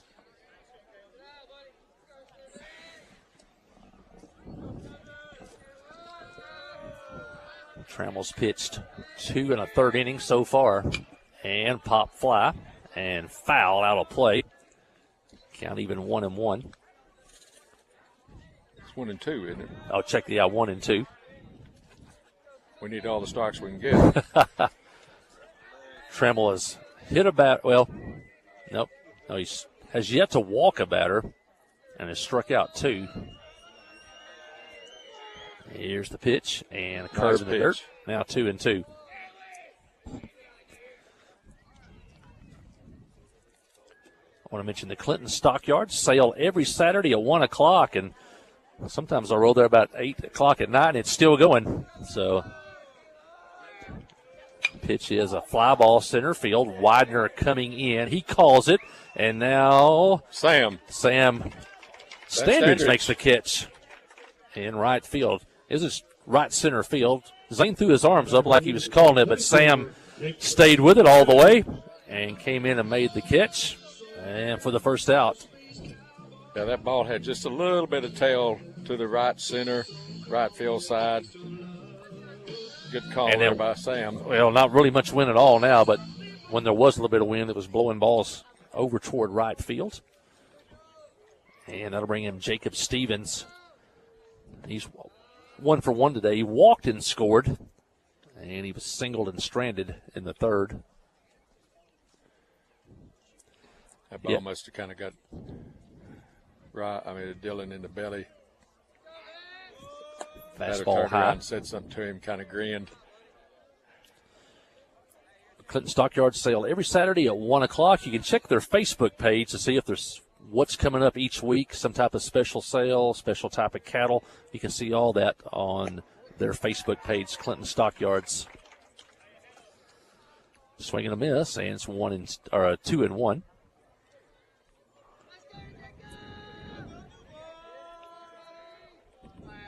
Game tied at 6. Pitch is high. We're in the 5th.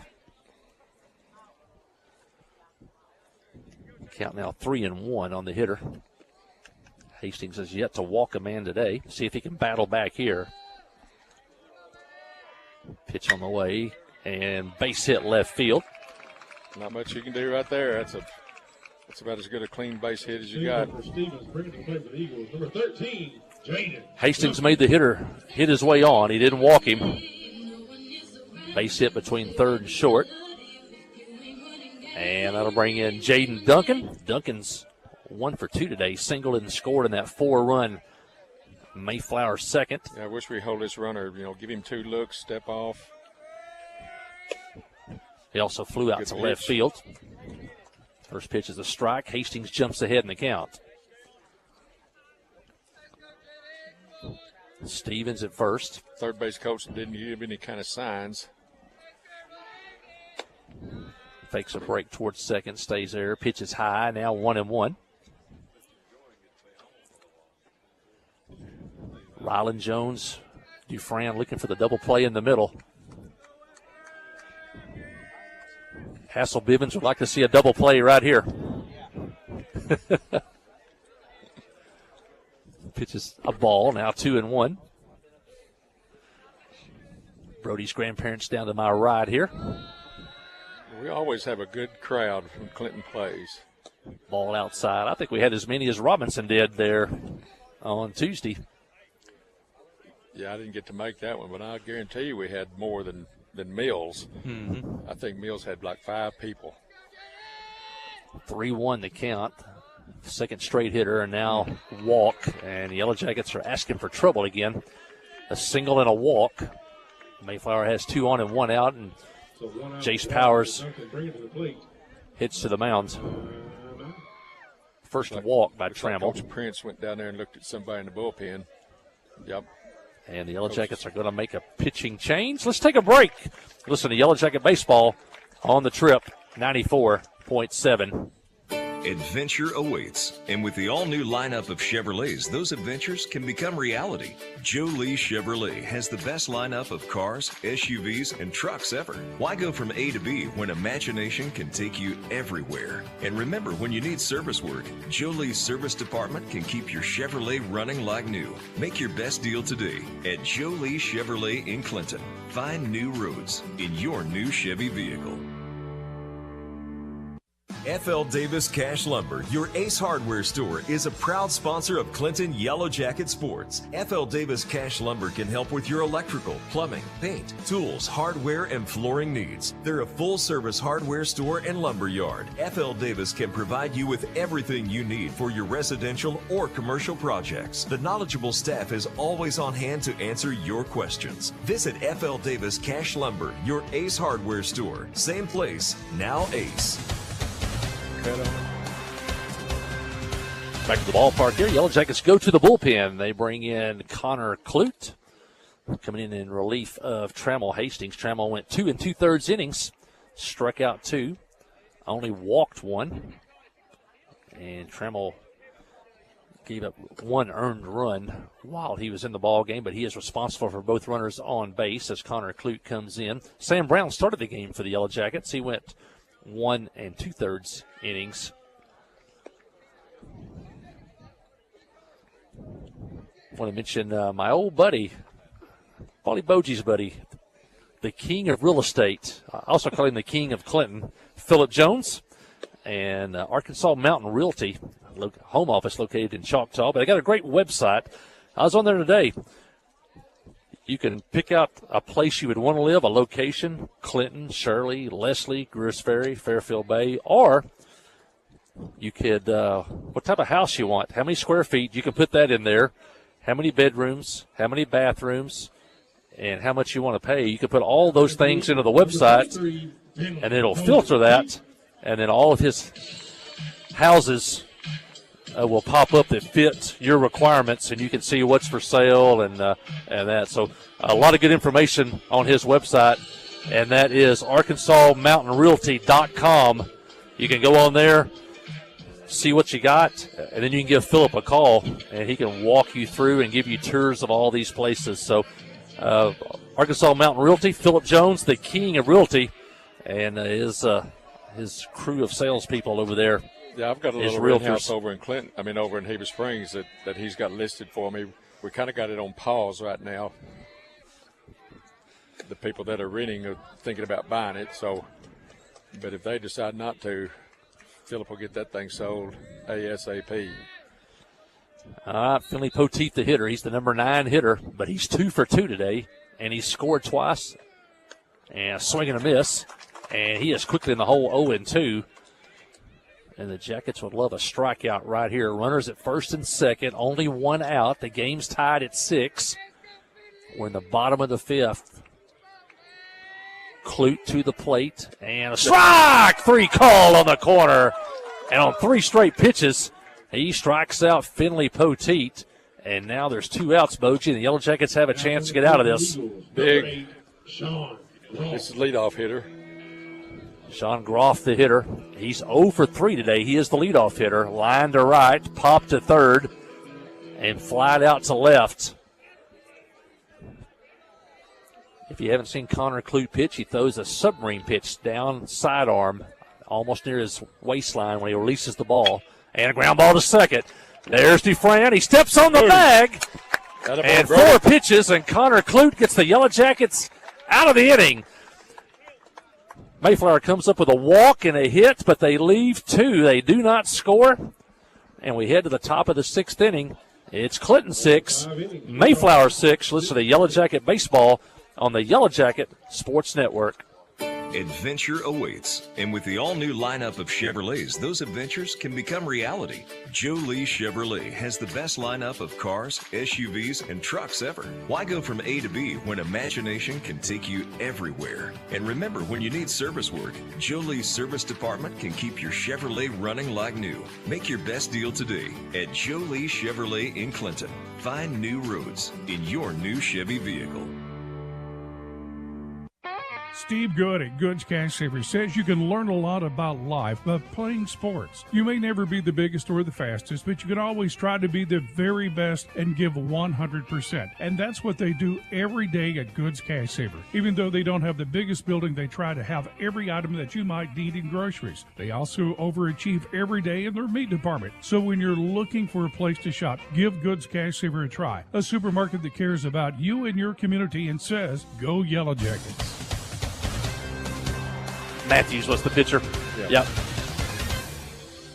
Had a pitching change for Mayflower. We were discussing who that was, but it's the right fielder, Stevens, comes in relief of Matthews. So Stevens, that is Jacob Stevens, comes in relief. We need to give him a loss. Of Caleb Matthews. So Matthews, his day is over. He pitched 5 innings, gave up 6 runs on 7 hits. He also hit 2 batters, and did not walk anybody. Was in there, so did a pretty good job today by Matthews. But now it's Jacob Stevens, the new pitcher for Mayflower, and the Yellow Jackets will have the 8, 9, and 1 hitters due up. It'll be Sam Standridge, Zane Widener, and Rylan Jones due up. Anybody gets on? Dylan Jones. So Sam Standridge at the plate.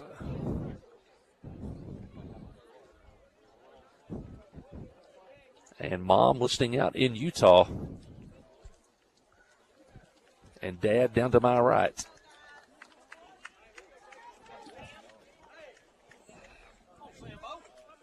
Let's see if Sam can excite the crowd out in Utah. Game tied at 6. We're in the 6th inning. Here's the pitch, and a fly ball popped up. Foul territory near the screen. And the third baseman will make the play right in front of the Mayflower dugout. And that'll be the first out here in the Yellow Jackets 6th inning. Now batting for the Jackets, number 23, Zane Widener. And that'll bring in Zane Widener. Zane struck out in the 3rd, but he singled on an infield hit in the 5th. And with 2 outs, scored all the way from first on a ball that got away from the center fielder. And he takes a strike there, a borderline strike at the letters. And Stevens jumps ahead in the count. Stevens, a 5'11", 170-pound senior. He made 2 outstanding plays on defense in the first inning out in right field. Now he's on the mound. Widener quick in the hole, 0-2. Pitch in the dirt. Dylan Jones, leadoff man on deck. Or check that, Rylan Jones.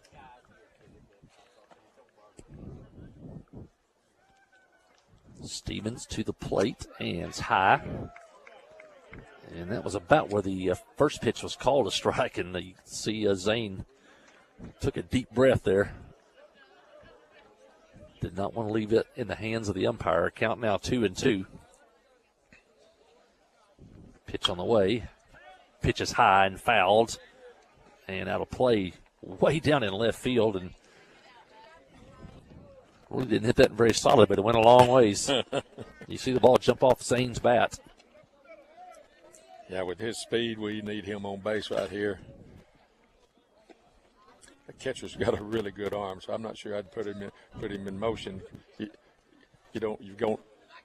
Stevens there. Pitch. That's a base hit. Golf towards center field, and a diving play, and did he catch it? No signal yet by either umpire. Gailey dove in left center and got up nonchalantly and threw it back in. And I guess it's going to be a hit. He must have it's short hopped him out there because Widener's at first base, and we'll take it. Yeah, the only sign I saw was the first base ump turned around and put his hand up like, you're good. I kept waiting for a sign from the umpire. That's his call. Center fielder kind of deked everybody, act like he caught the ball, but it's a base hit for Widener. And that ball was low and outside, and he just got the big end of the bat on it and shot it into right center. And the Yellow Jackets the lead run at first with one out. I make that swing in high school, and I hit it 70 feet. He makes that swing in high school, and he hits it 200. Ryland Jones at the plate, and Ryland's toward third.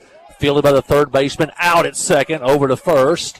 Whoa, the ball got away. It's in the right field, and Widener ends up at third. The third baseman fielded it through to second. It must have went off Poteet's glove and into right field. Yeah, I don't think Poteet even got his glove on it. I don't know what happened there. You were looking for the out at second. You didn't think they would double off Ryland at first, but then they didn't get Widener either. The ball went out in the short right field, and the Yellow Jackets have runners at first and third and only one out. Got a little something going here. We'll give an error to the third baseman on that one. Yeah, I don't know where that ball went.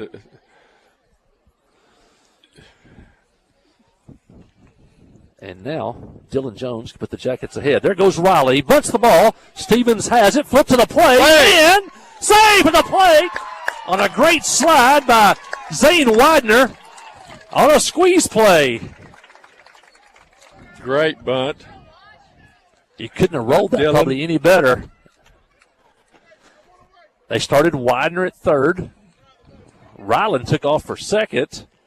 And the bunt was about 15 feet on the first base side of the infield. The pitcher came in, got it with his glove, and flipped it with his glove without putting it.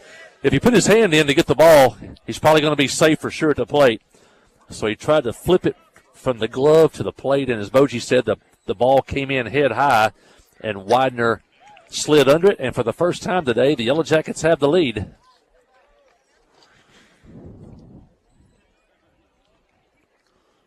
(7-6) Clinton, and the Jones boys are on first and second. That's a good swing. Carson McCormick at the plate.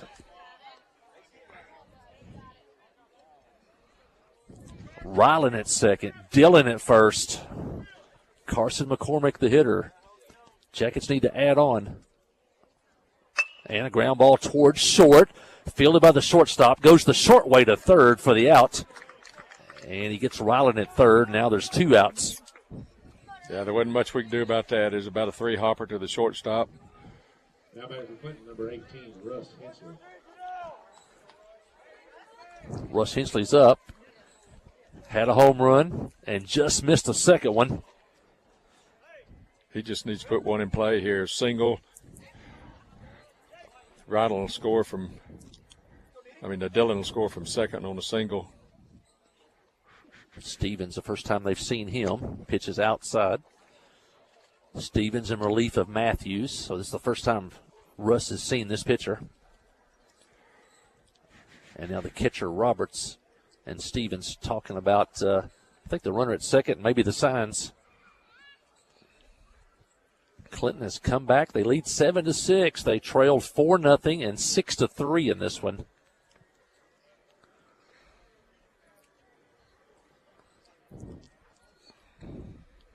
Outfield is definitely deep this time, Boji. Yeah, I think they've backed them up a couple of steps. Stevens checks the runner to the plate, and line Get shot down, left get field. down, Will it get stay down. fair? It is Oh. foul. Just fouled in the left field line, and that would have scored 2. How far foul was it, Chris? Oh, Chris said about 3 feet, maybe. Coach Dufresne sitting right on the line. Got a good look at that one. Carson McCormick would have scored all the way from first on that one. Yeah, with 2 outs, you're running, and he's got great speed. Count even at 1. Dylan Jones at second, Carson McCormick at first. Here's the pitch, and it's high, now 2-1. Russ could look for something now. He's ahead in the count.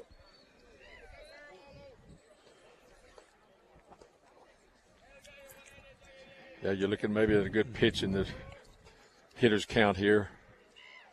Here's the pitch, and popped up and fouled it out of play. Count even now at 2-2. Jackets have battled all day. They finally have come all the way back to take the lead for the first time. They lead 7-6. Come on, shoot this thing to right. Foul off a pitch if it's close. Stevens up on. Hensley back in. Here's the pitch. Good eye by Hensley to lay off an off-speed curveball. Now the count runs full. And that was a good piece of hitting right there by Russ. A lot of hitters would have went for that one. Stevens, here comes the payoff pitch. There go the runners. Shot left center field. Gailey on the run, looks up, and it's gone! He hit it out! The second home run of the day for Russ Hensley. And this time it's a 3-run shot. And the Yellow Jackets extend the lead now to 10-6 as Russ Hensley hammered a 3-2 pitch over the left center field fence. He's got a home run to right center, a home run to left center, and just missed another one. And what a day for the senior, Russ Hensley, as he clears the bases with a 3-run shot, Boji. I don't know when they went out and talked to each other if he said, let's just pitch to him tight, close. But it wouldn't hurt if we walked him because he smoked it this today. And I'll be dadgum if they pitched him one right in his wheelhouse. I think that may be 7 RBIs today. 5 on 2 homers, and I think 2 on the double. So he has had a day, and it's still not over. I was watching the pitcher's reaction when that ball was hit, and he just turned and put his hands above his head like, oh, no. And Cole Prince is the hitter, fouls one back. Cole 2 for 3 today, singled in the second, homered in the fourth, and reached on an error, so he's 2 for 3 today. And the Jackets now lead 10-6. And line shot center field. It's going to be a base hit. And Cole Prince is on, and the Yellow Jacket hit parade keeps on going as 7 hitters have come to the plate so far in this inning. Number 17, Joe Chalk. 3 hits in the inning for Clinton, including a sacrifice bunt. And also Mayflower's committed 1 error in the inning. Jackets trailed by 4 at one time in this game. Now they lead by 4. And the hitter's Job Chalk. Job 0 for 3 today. Good time for him to join on this hit parade.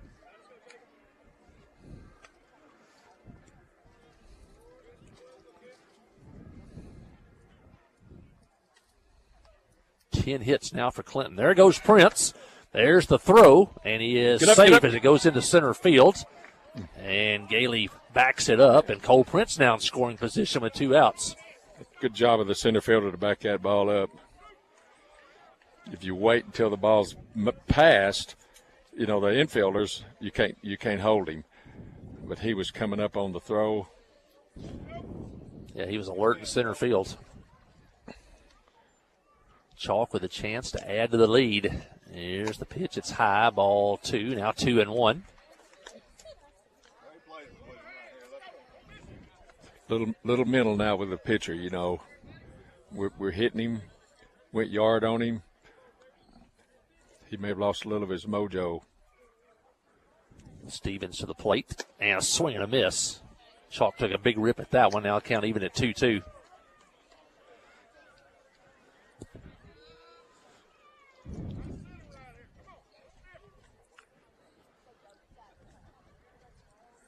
Chalk trying to add to this 4-run Clinton lead.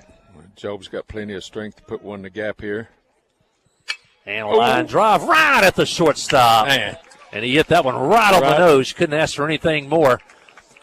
Shortstop Turner makes the play, but another big inning for the Yellow Jackets as the Yellow Jackets score 4 times here in the 6th inning to take the lead for the first time today. The Yellow Jackets get 4 runs on 3 hits, with the big hit being a 3-run homer by Russ Hensley. Mayflower also committed an error. And as we head to the bottom of the 6th for the first time today, it's Clinton 10, Mayflower 6. You'll listen to Yellow Jacket Baseball on the Trip 94.7. Towing and recovery is the last thing you think about until you really need it. Then you really want the best. There's only one name to call: Justin's Collision Repair, Towing and Recovery. They have the largest and latest model recovery fleet in north central Arkansas. From small towing to heavy-duty towing, Justin's Collision Repair, Towing and Recovery on Highway 65 in Clinton is the one to call. 745-2992. That's Justin's Collision Repair, Towing and Recovery, 745-2992. Comrie Regional has been the community's hospital for 100 years, providing high-quality, compassionate care. As our community continues to grow, we're growing alongside you to ensure all your healthcare needs are met right here in Conway. When your family needs emergency care, you can trust our board-certified providers to provide you with the comprehensive care you deserve when you need it most. When you're facing an emergency, trust the care you'll find down the hallway, not down the highway. At Comrie Regional, we're not just growing, we're growing together. A service of King Sullivan Radio, K234BB and 94.7 FM, KGFL 1110 AM, Clinton. Well, the Yellow Jackets exploded for 4 runs in the 6th inning. In fact, 3 in the 4th, 3 in the 5th, 4 more in the 6th, and the Yellow Jackets lead 10-6 as Mayflower comes to bat here in the 6th inning. And this may be the key inning of the game, Boji, as Mayflower will send up the 2, 3, and 4 hitters up here against Connor Clute. And if the Yellow Jackets could get out of this inning, you would like their chances in the 7th. Gailey at the plate. Clute, fly ball right field. Sam Standridge going back near the fence, and he makes the catch. And 2 pitches and 1 out here in the Mayflower 6th inning.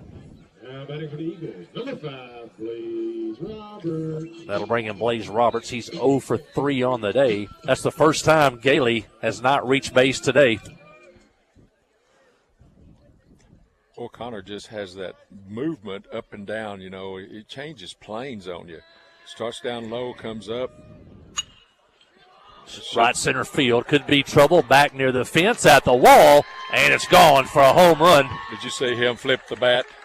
As Blaze Roberts with a home run. First home run of the day for Mayflower. The Yellow Jackets have. I know what Bob Gibson would do.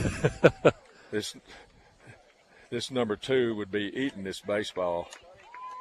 Yeah, Roberts hit the home run as he headed toward first. Did a little bat flip down there.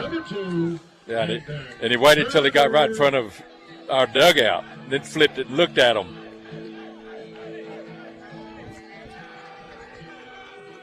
Very important that the Yellow Jackets got Gailey out ahead of that Roberts homer. It was only a solo homer, so now the score is 10-7.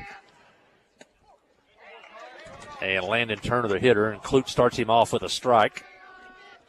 Turner 1 for 3 today. That was a single back in the 4th.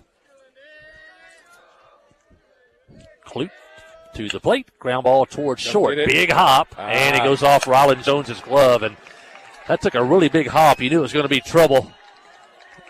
And it was about head high when it got to Rylan off the heel of his glove, and it'll be Bring it to the plate. Number 28, Todd.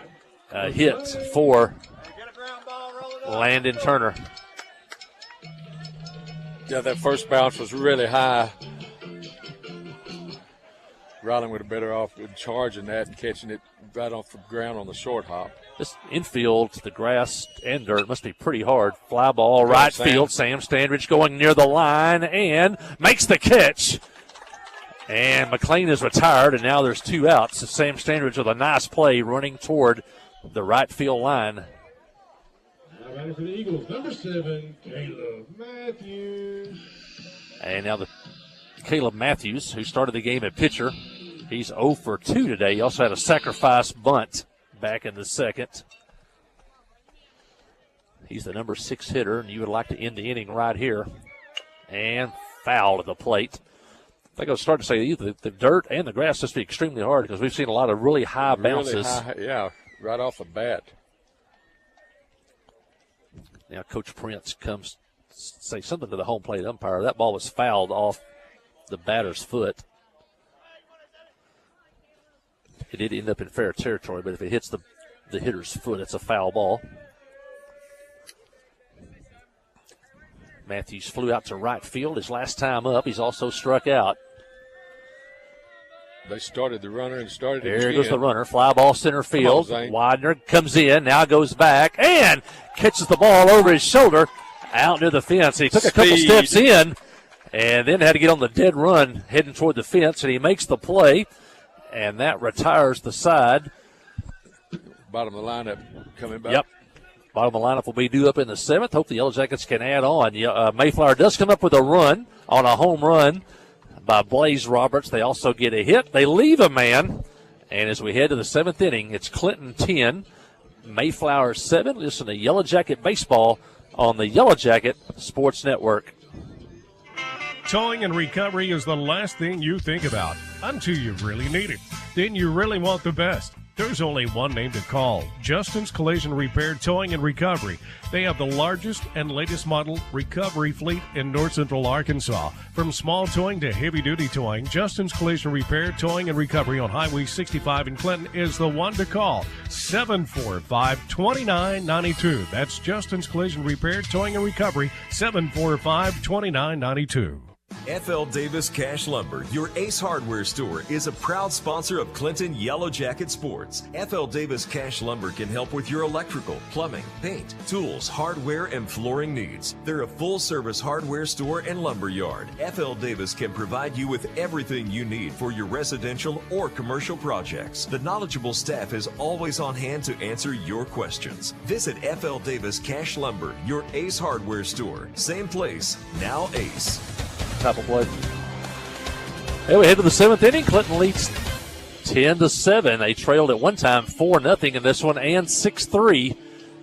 But as they come to bat in the 7th, they look maybe to add on to the lead and get out of here with a victory. I want to mention our other sponsors on the baseball softball innings boosters. I want to mention Dr. Jamie Beavers, DDS, downtown Clinton, former Yellow Jacket player, coach. And we thank him for his sponsorship. Give him a call at Beavers DDS, downtown Clinton. Also want to mention Western Sizzlin', Scotty Jones, Carla, the owners of Western Sizzlin'. They're here today.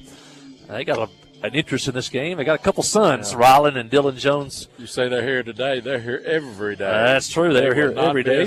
And Scotty's mom, dad's here. Grandparents are here. And no telling how many times that they feed the teams, not just baseball, but, football and different pregame meals. We couldn't do it without Scotty Jones and all the crew at Western Sizzlin'. You can stop by, eat off the buffet, or order a meal any way you like it. They'll cook it up for you at Western Sizzlin', Highway 65 in Clinton.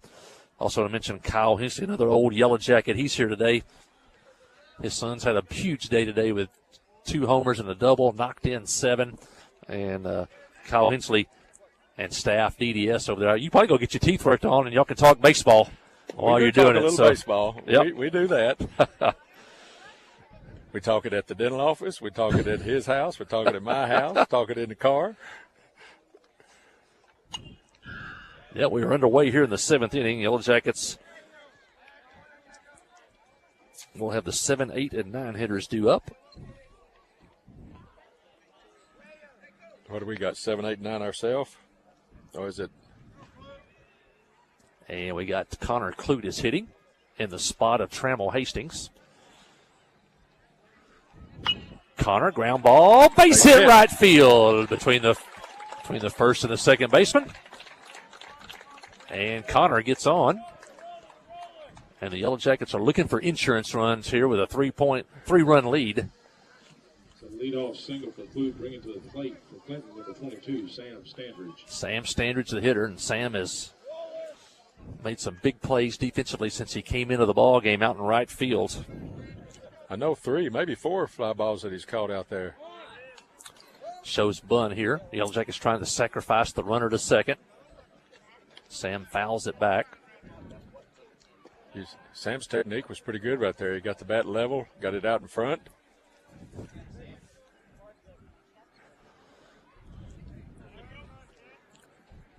Runner at first, nobody out in the 7th.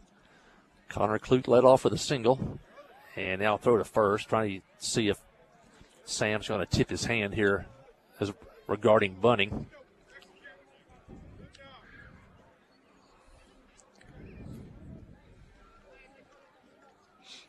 And he shows bunt. Now, good bunt, gets it down if it stays fair. And it hit the grass. The grass is higher than the dirt. When it hit the grass, it forced it to roll foul, but that would have been a beautiful bunt. He might have beat that one out if it just stayed fair. Yeah, because if the catcher pauses just a second to see if it's going to roll foul, yeah, you're safe at first. But that infield looks like it's 1.5 inches, 2 inches higher than the dirt. Yep. Now 0-2, Sam, is the bunt still on? No, swinging away. And takes a strike on a pitch that was up and away. Tough call right there. Pitcher gets the call. And the Yellow Jackets 7th. And that'll bring in Zane Widener. Widener's been on twice today. 2 for 3. Singled in the 5th and scored. Singled in the 6th inning and scored. Looks like we're going to run for Connor. Looks like number 6.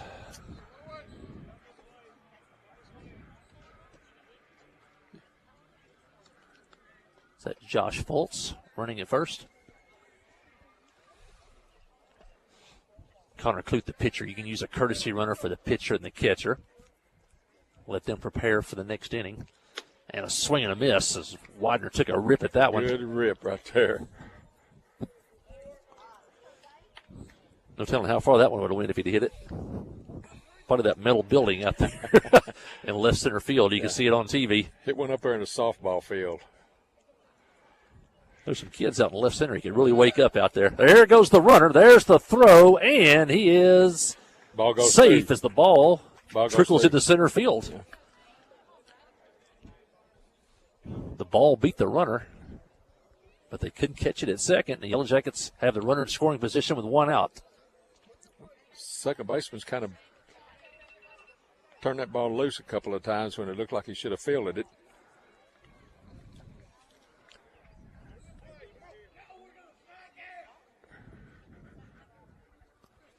Pitches outside to Widener.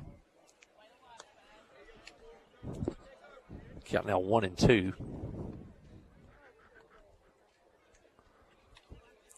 Foltz at second. 1 out. Jackets trying to add to a 10-7 lead. Here's the pitch and foul to the plate. And Widener stays alive. Rylan Jones on deck.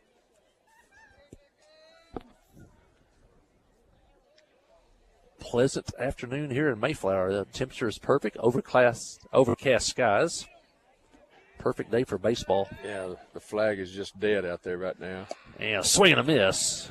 Widener misses the curve, and he goes down for the second out. And that's Stevens' second strikeout. Stevens came in the 6th, gave up 4 runs. 3 of those on a 3-run homer by Russ Hensley. And Rylan Jones the hitter, fly ball center field. There is Gailey coming in a few feet, makes the catch. The Yellow Jackets get a hit, leave a runner, fail to score. And we head to the bottom of the 7th. It's Clinton 10, Mayflower 7. Listen to Yellow Jacket Baseball on the Yellow Jacket Sports Network. Hi, I'm Steve Landers for the Cowboy family of dealerships. The most important part of the car business is customer service. And we know that some people need a little help once in a while. We understand that, and we're here. No matter what your credit or where you bought your vehicle, we can help. Whatever your price range, credit, or trade-in, come see us and let us show you a little cowboy courtesy. Can't wait to see you at Cowboy. Steve Lander's Cowboy Chrysler Dodge Jeep Ram in Clinton. Wherever the river flows and however the game goes.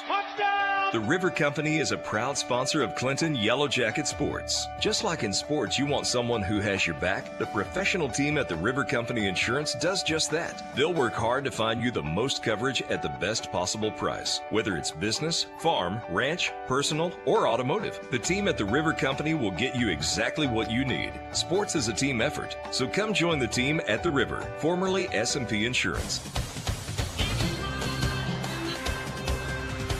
Well, we head to the bottom of the 7th. Let's get that first out, Mike. This game it's started always hard to get. 2 hours and 15 minutes ago. Jacob Stevens.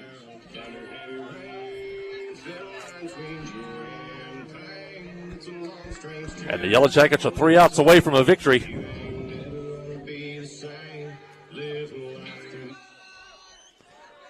Seven, 8, 9 hitters due up. Stevens, Duncan, Poteet due up, and Clute hits the first hitter. And Mayflower has the leadoff man on. Number 13, Jaden Duncan.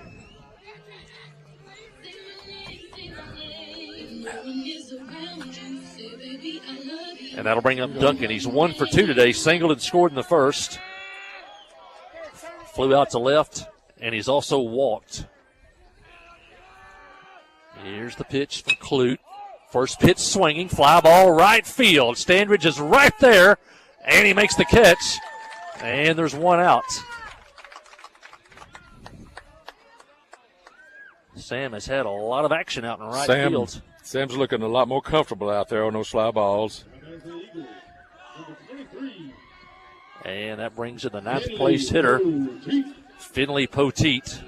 Is this number 9 hitter? Poteet's 2 for 3 today, 2 singles, scored twice, but Trammell Hastings, oh, check that.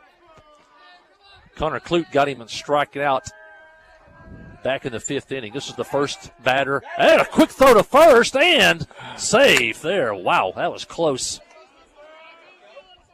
And that would have been a huge play. This was the first batter that Clute faced in the 5th, and he struck him out on 3 pitches. I'd love to see that again. Here's the pitch, and a strike called. You know, Mike, he may steal a base, but I don't think that's good policy to try to run. When you're 3 runs down, you got 2 outs, you don't take out away. You let your hitter swing the bat. And Mayflower needs 2 runners to have a chance. Pitch is low. Yellow Jackets are playing for outs here. They need 2 more outs. You want 2, but 1 for sure on the infield. Here's the pitch, and just missed the corner. Now 2-1. Leadoff man Graff is on deck.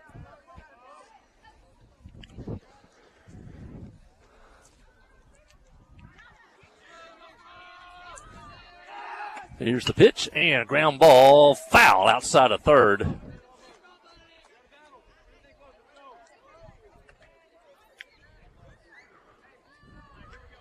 And now the count goes 2-2. 1 out in the 7th. Jackets clinging to a 10-7 lead. Runner at first, 1 out. Here's the pitch, and ground ball up the middle. There's Jones. Oh, it boots it, and Dufran picks it up, and safe at second. It took a bad hop and came up on Rylan Jones. The ball rolled towards second. Dufran picked it up, tried to touch the base, but the Mayflower runner beat the ball to second. And now the tying run comes to bat. Ball took another bad hop out there at shortstop. Stevens at second. Poteet at first. Now we're back to the top of the order. Sean Graff, 0 for 4 today. Tying run at the plate. Here's the pitch, and fly ball foul.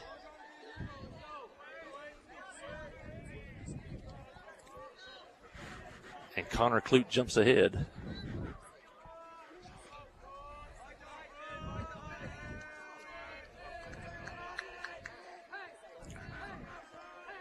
Clute checks the runner at second. Jacket infield looking for the double play ball. Ground ball slowly hit. Clute picks it up. Nobody covers third, and everybody's safe.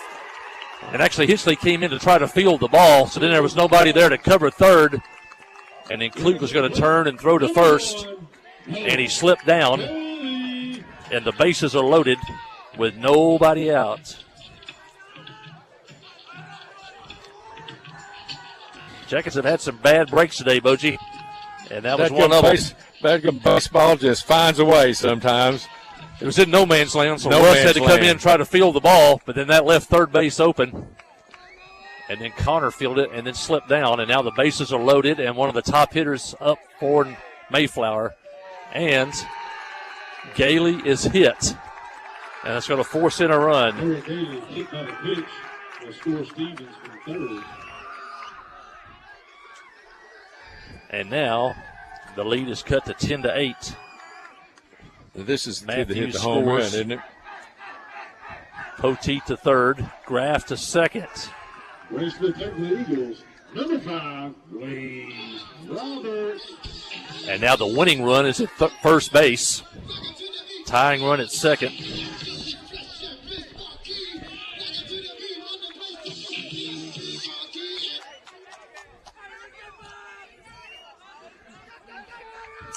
Yeah, outfielders need to be a little deeper. We don't want that ball getting the gap.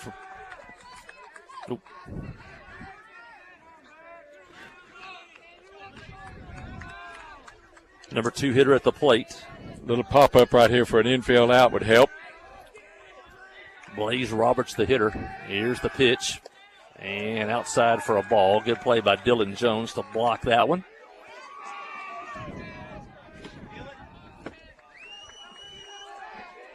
Base hit would tie the game. A double play would end the game.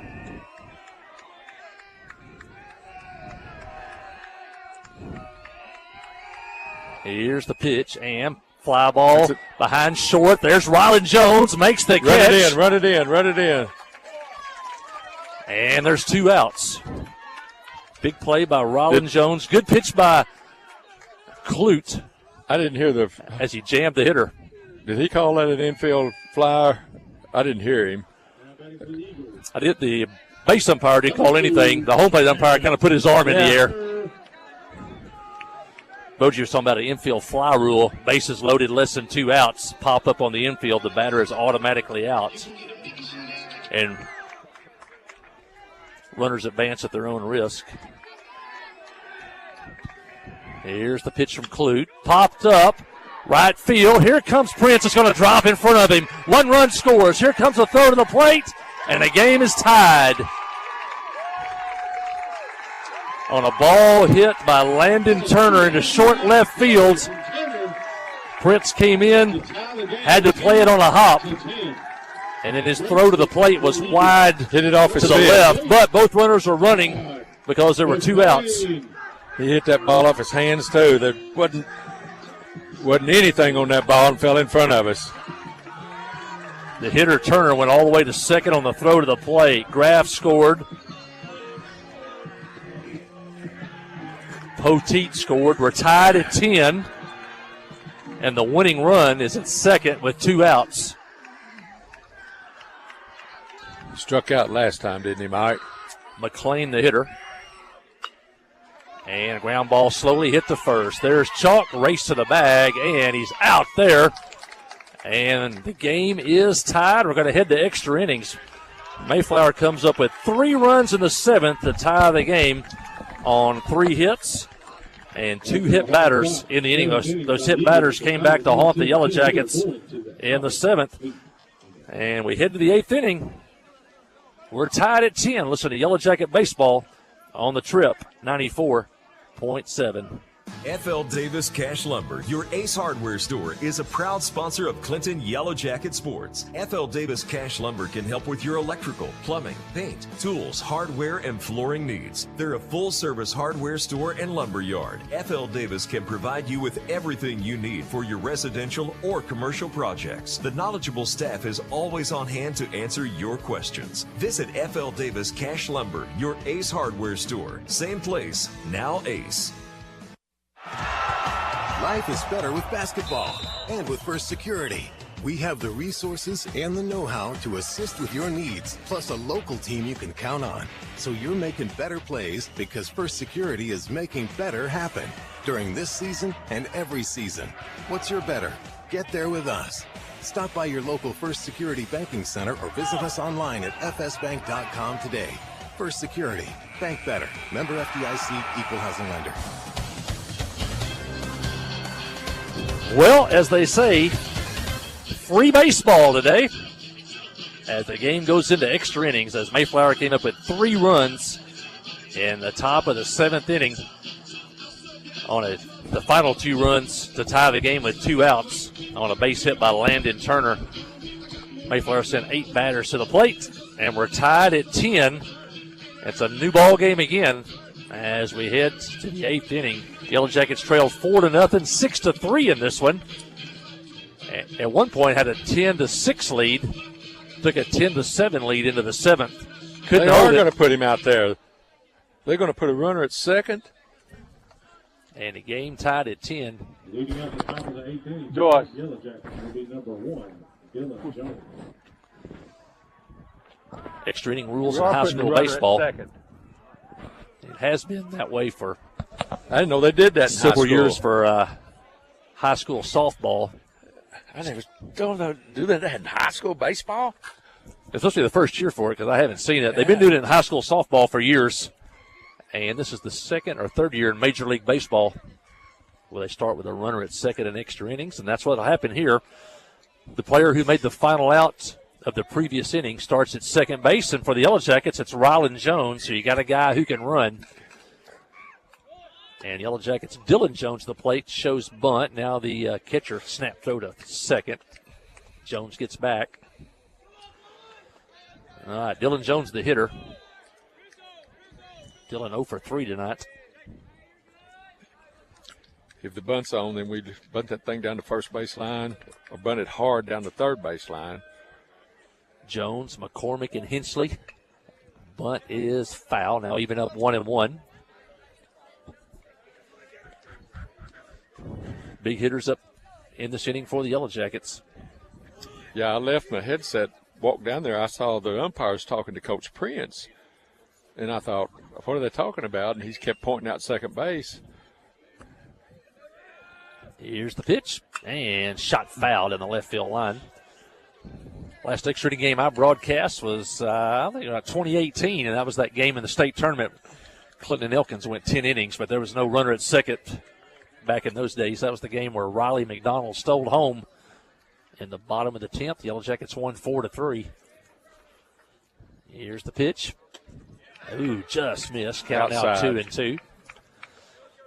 Boji doesn't know this. Well, he may know this. He knows a lot.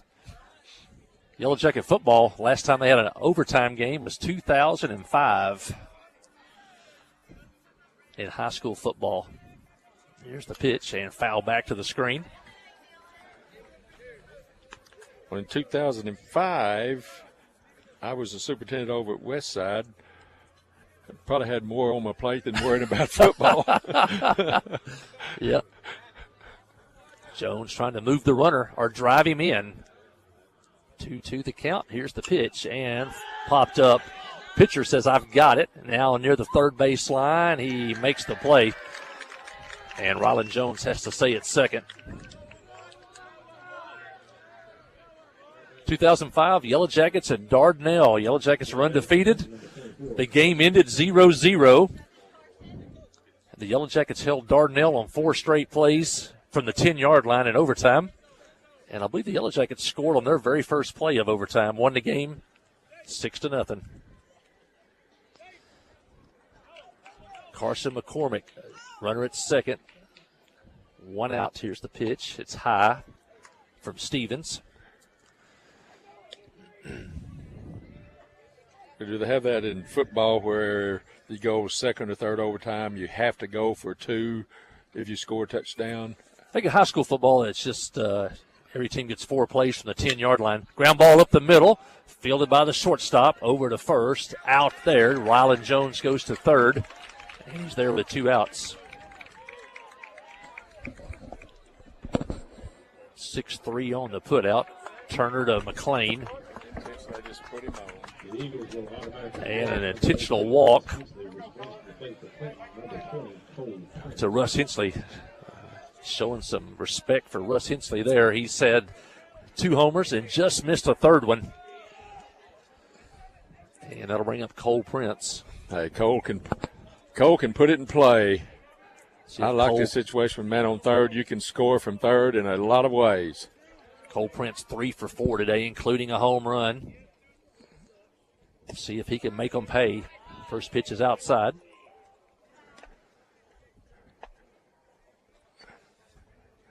Dylan gets a good jump over there.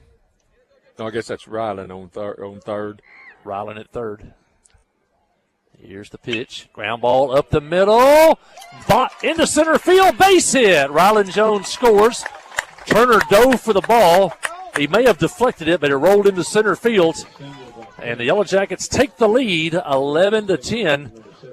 Russ Hensley goes to second on a base hit by Cole Prince. I like that rule of putting a guy on second base. Didn't know it was in effect in high school, but of course they'll end up putting a man on second also, won't they? Yep. Joe Chalk, the hitter, and the way this game's going, I wouldn't settle for 1 run here. Need more. Chalk is due today. He's hit the ball hard, but hadn't found a hole. 0 for 4. But we know Job can hit the baseball. Here's the pitch, and almost hit him. Count even 1-1.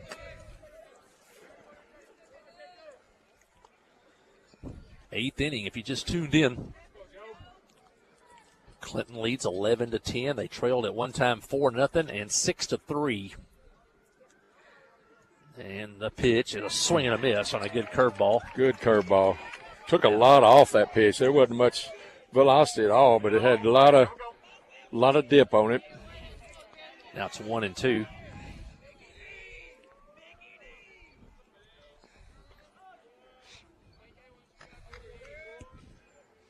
Here's the pitch. Outside, now 2-2.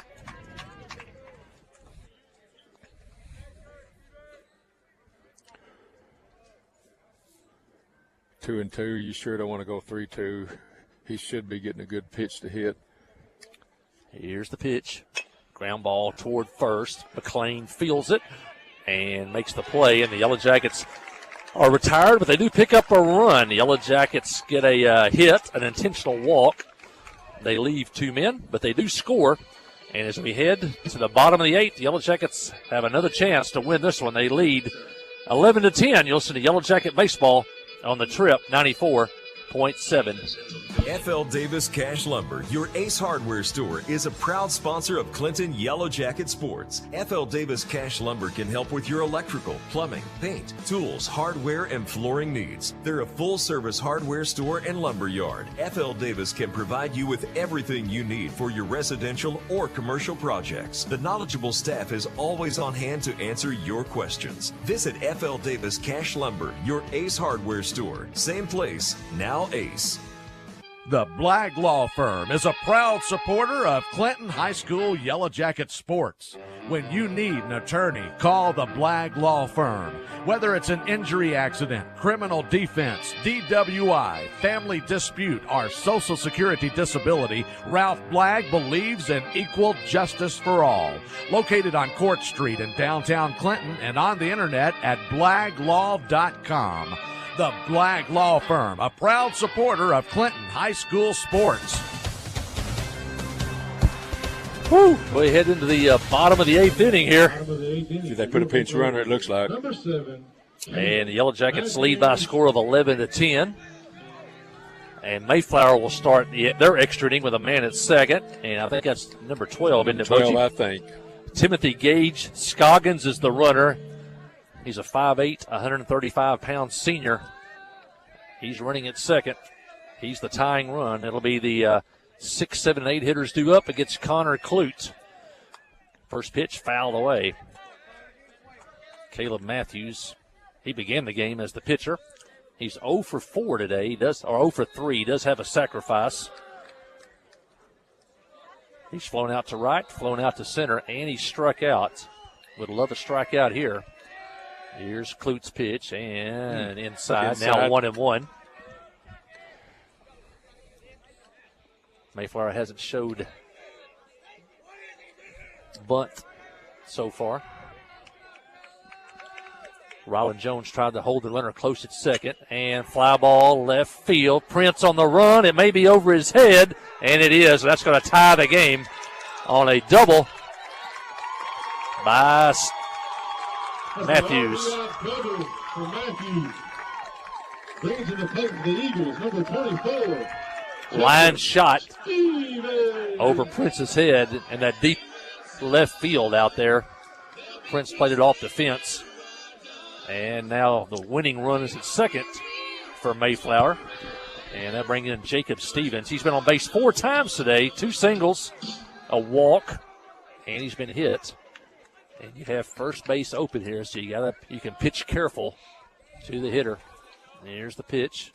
Ball outside.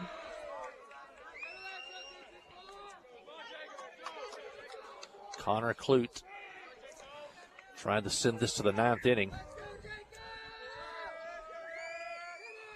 He's the 3rd Yellow Jacket pitcher today. Fly ball, foul down the right field line and out of play. Sam gives it a look, but it's out of play.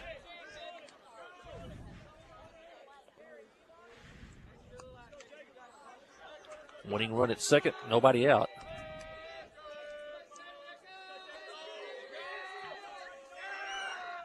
Clute's pitch is just a little bit high. Now 2-1.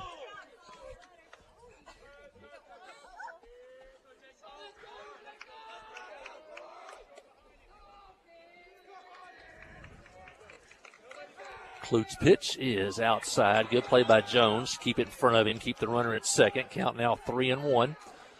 First base is open. You can't give in to the hitter. That winning run's at second.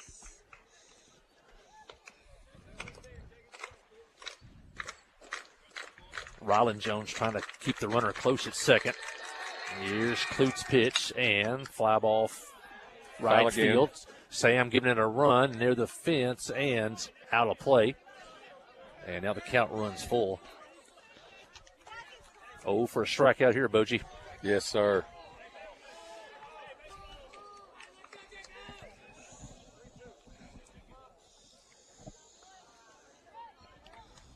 Been a great ball game, tied at 11. Here's the pitch.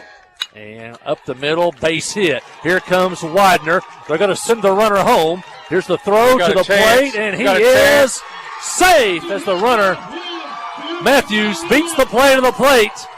And Mayflower storms the field as they score 4 in the 7th, or 3 in the 7th to tie it, and 2 in the 8th to win it. And they get out of here today with a 12-11 win over the Yellow Jackets. What a ball game here today. The Yellow Jackets come up 1 run. That's a heck of a play short. by Zane. Widener made it as close as he could. He hustled in, got rid of it quick. Caught it on a dead run, threw hard, 1 hopper to the plate. And Matthews just beat it. Scoring from second on a base hit by Jacob Stevens. So in the inning, Mayflower scores 2 runs on 2 hits. And that's a walk-off single to win the ball game by Jacob Stevens. Final score, Mayflower 12, Clinton 11. Stay with us for the postgame show. You're listening to Yellow Jacket Baseball on the Trip 94.7. Hi, I'm Steve Landers for the Cowboy family of dealerships. The most important part of the car business is customer service. And we know that some people need a little help once in a while. We understand that, and we're here. No matter what your credit or where you bought your vehicle, we can help. Whatever your price range, credit, or trade-in, come see us and let us show you a little cowboy courtesy. Can't wait to see you at Cowboy. Steve Landers, Cowboy, Chrysler Dodge Jeep Ram in Clinton. The Blagg Law Firm is a proud supporter of Clinton High School Yellow Jacket sports. When you need an attorney, call the Blagg Law Firm. Whether it's an injury accident, criminal defense, DWI, family dispute, or Social Security disability, Ralph Blagg believes in equal justice for all. Located on Court Street in downtown Clinton and on the internet at blagglaw.com. The Blagg Law Firm, a proud supporter of Clinton High School sports. Adventure awaits, and with the all-new lineup of Chevrolets, those adventures can become reality. Joe Lee Chevrolet has the best lineup of cars, SUVs, and trucks ever. Why go from A to B when imagination can take you everywhere? And remember, when you need service work, Joe Lee's service department can keep your Chevrolet running like new. Make your best deal today at Joe Lee Chevrolet in Clinton. Find new roads in your new Chevy vehicle. Steve Good at Goods Cash Savers says you can learn a lot about life by playing sports. You may never be the biggest or the fastest, but you can always try to be the very best and give 100%. And that's what they do every day at Goods Cash Saver. Even though they don't have the biggest building, they try to have every item that you might need in groceries. They also overachieve every day in their meat department. So when you're looking for a place to shop, give Goods Cash Saver a try. A supermarket that cares about you and your community and says, go Yellow Jackets. Hi, I'm Joey Dobbs with State Farm Insurance here in Clinton. We are proud to support Clinton Yellow Jacket sports, and we're here to support you on and off the field. For surprisingly great rates on auto, home, life, and supplemental health insurance, stop by today. We're located just off of Highway 65 before the Little Red River next to H&R Block. Give us a call at 745-6323 or visit our website at calljoeydobbs.com. Like a good neighbor, State Farm is there. Life is better with basketball and with First Security. We have the resources and the know-how to assist with your needs, plus a local team you can count on. So you're making better plays because First Security is making better happen during this season and every season. What's your better? Get there with us. Stop by your local First Security Banking Center or visit us online at fsbank.com today. First Security. Bank better. Member FDIC, Equal Housing Lender. We had 12 hits. Yeah, wrapping up here at the ballpark. A tough day for the Yellow Jackets. They battled back all day, but they're going to end up one run short in this one. They lose by a score of 12-11. Neither team scored in the first inning.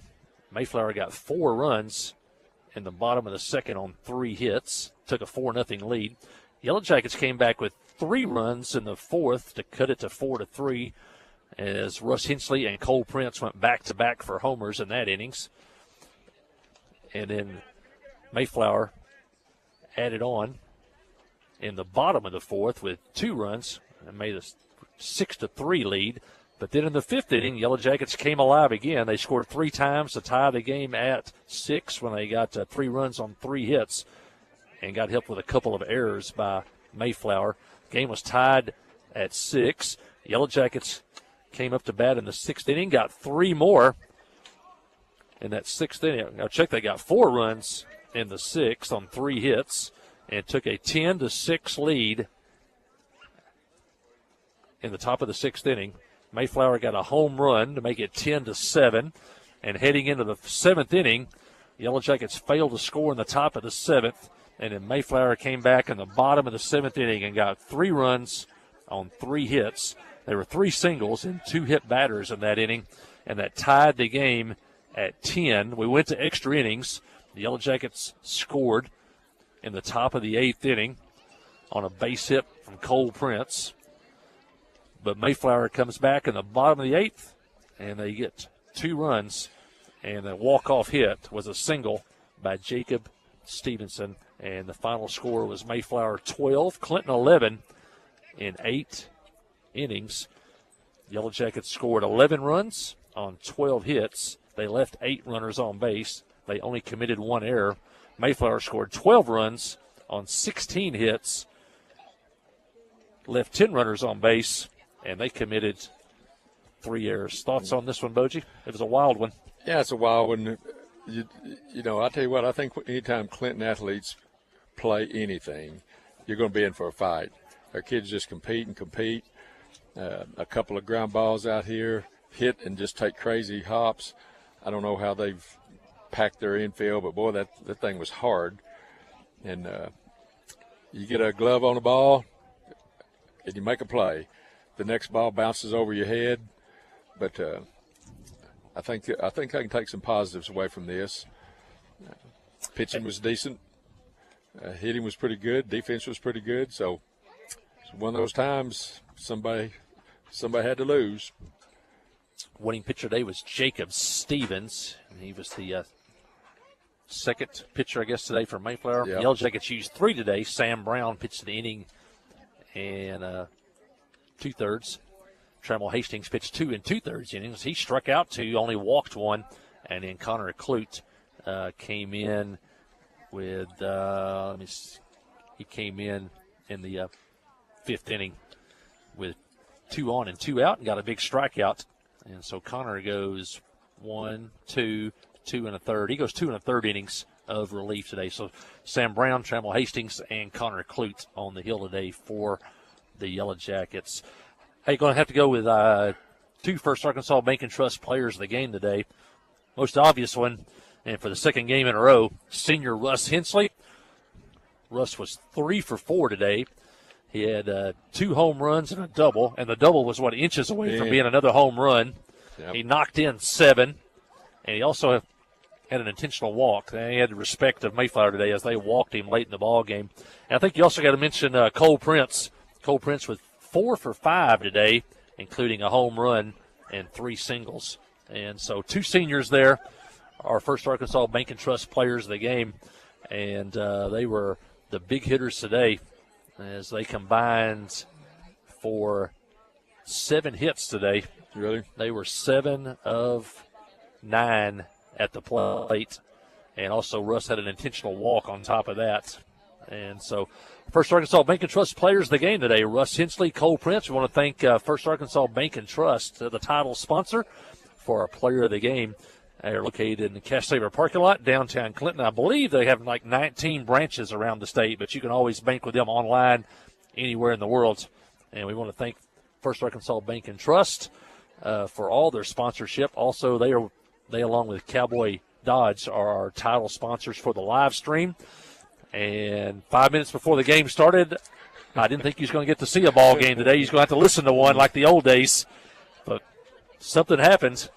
And just before the first pitch, we had live stream signal. And so far it's held. And so we're glad for that. Boji, any final words? Yellow Jackets, one thing about baseball, you got to bounce back. You got to play the next day. And we'll be on the air tomorrow at 4:50. The Yellow Jackets will be back home. If you're in the area, come on out and watch the ball game as they'll play Ball Knob tomorrow. The first pitch, 5 o'clock. Yeah, that's what I'd want to see tomorrow, how we're going to bounce back. You know, it's kind of a tough loss. We had it and got behind. We caught up, went ahead. Now we got beat. Just how we're going to react to that tomorrow. Come back out, first pitch, hit it, and let's go. Hey, I want to thank everybody back at the station. Keith Parrish, best in the business at running the board. I want to thank Crystal Barnett, who works with our sponsors. You got any questions, give her a call, and she'll take care of it for you. And, of course, Sid King, he's the guy that makes it all happen. He's Boji's neighbor. My neighbor, that's right. Yeah, and so we don't realize how fortunate we are. Not many places have football, basketball, baseball broadcast back to the people, but Sid makes it happen, and he's made it happen for over 40 years. And so we want to thank him. And we want to thank you, the fans, for listening in. Yellow Jackets have such a great fan base. We even had fans listening out in Provo, Utah today and down in West Monroe, Louisiana. And we want to thank everybody for listening in today. We'll be back home tomorrow, broadcast 4:50 on the Trip 94.7 and the Yellow Jacket Sports Network. Well, once again, final score here today from Mayflower is the Mayflower Eagles 12, the Clinton Yellow Jackets 11. Until tomorrow, thanks for your time this time. Until next time, so long.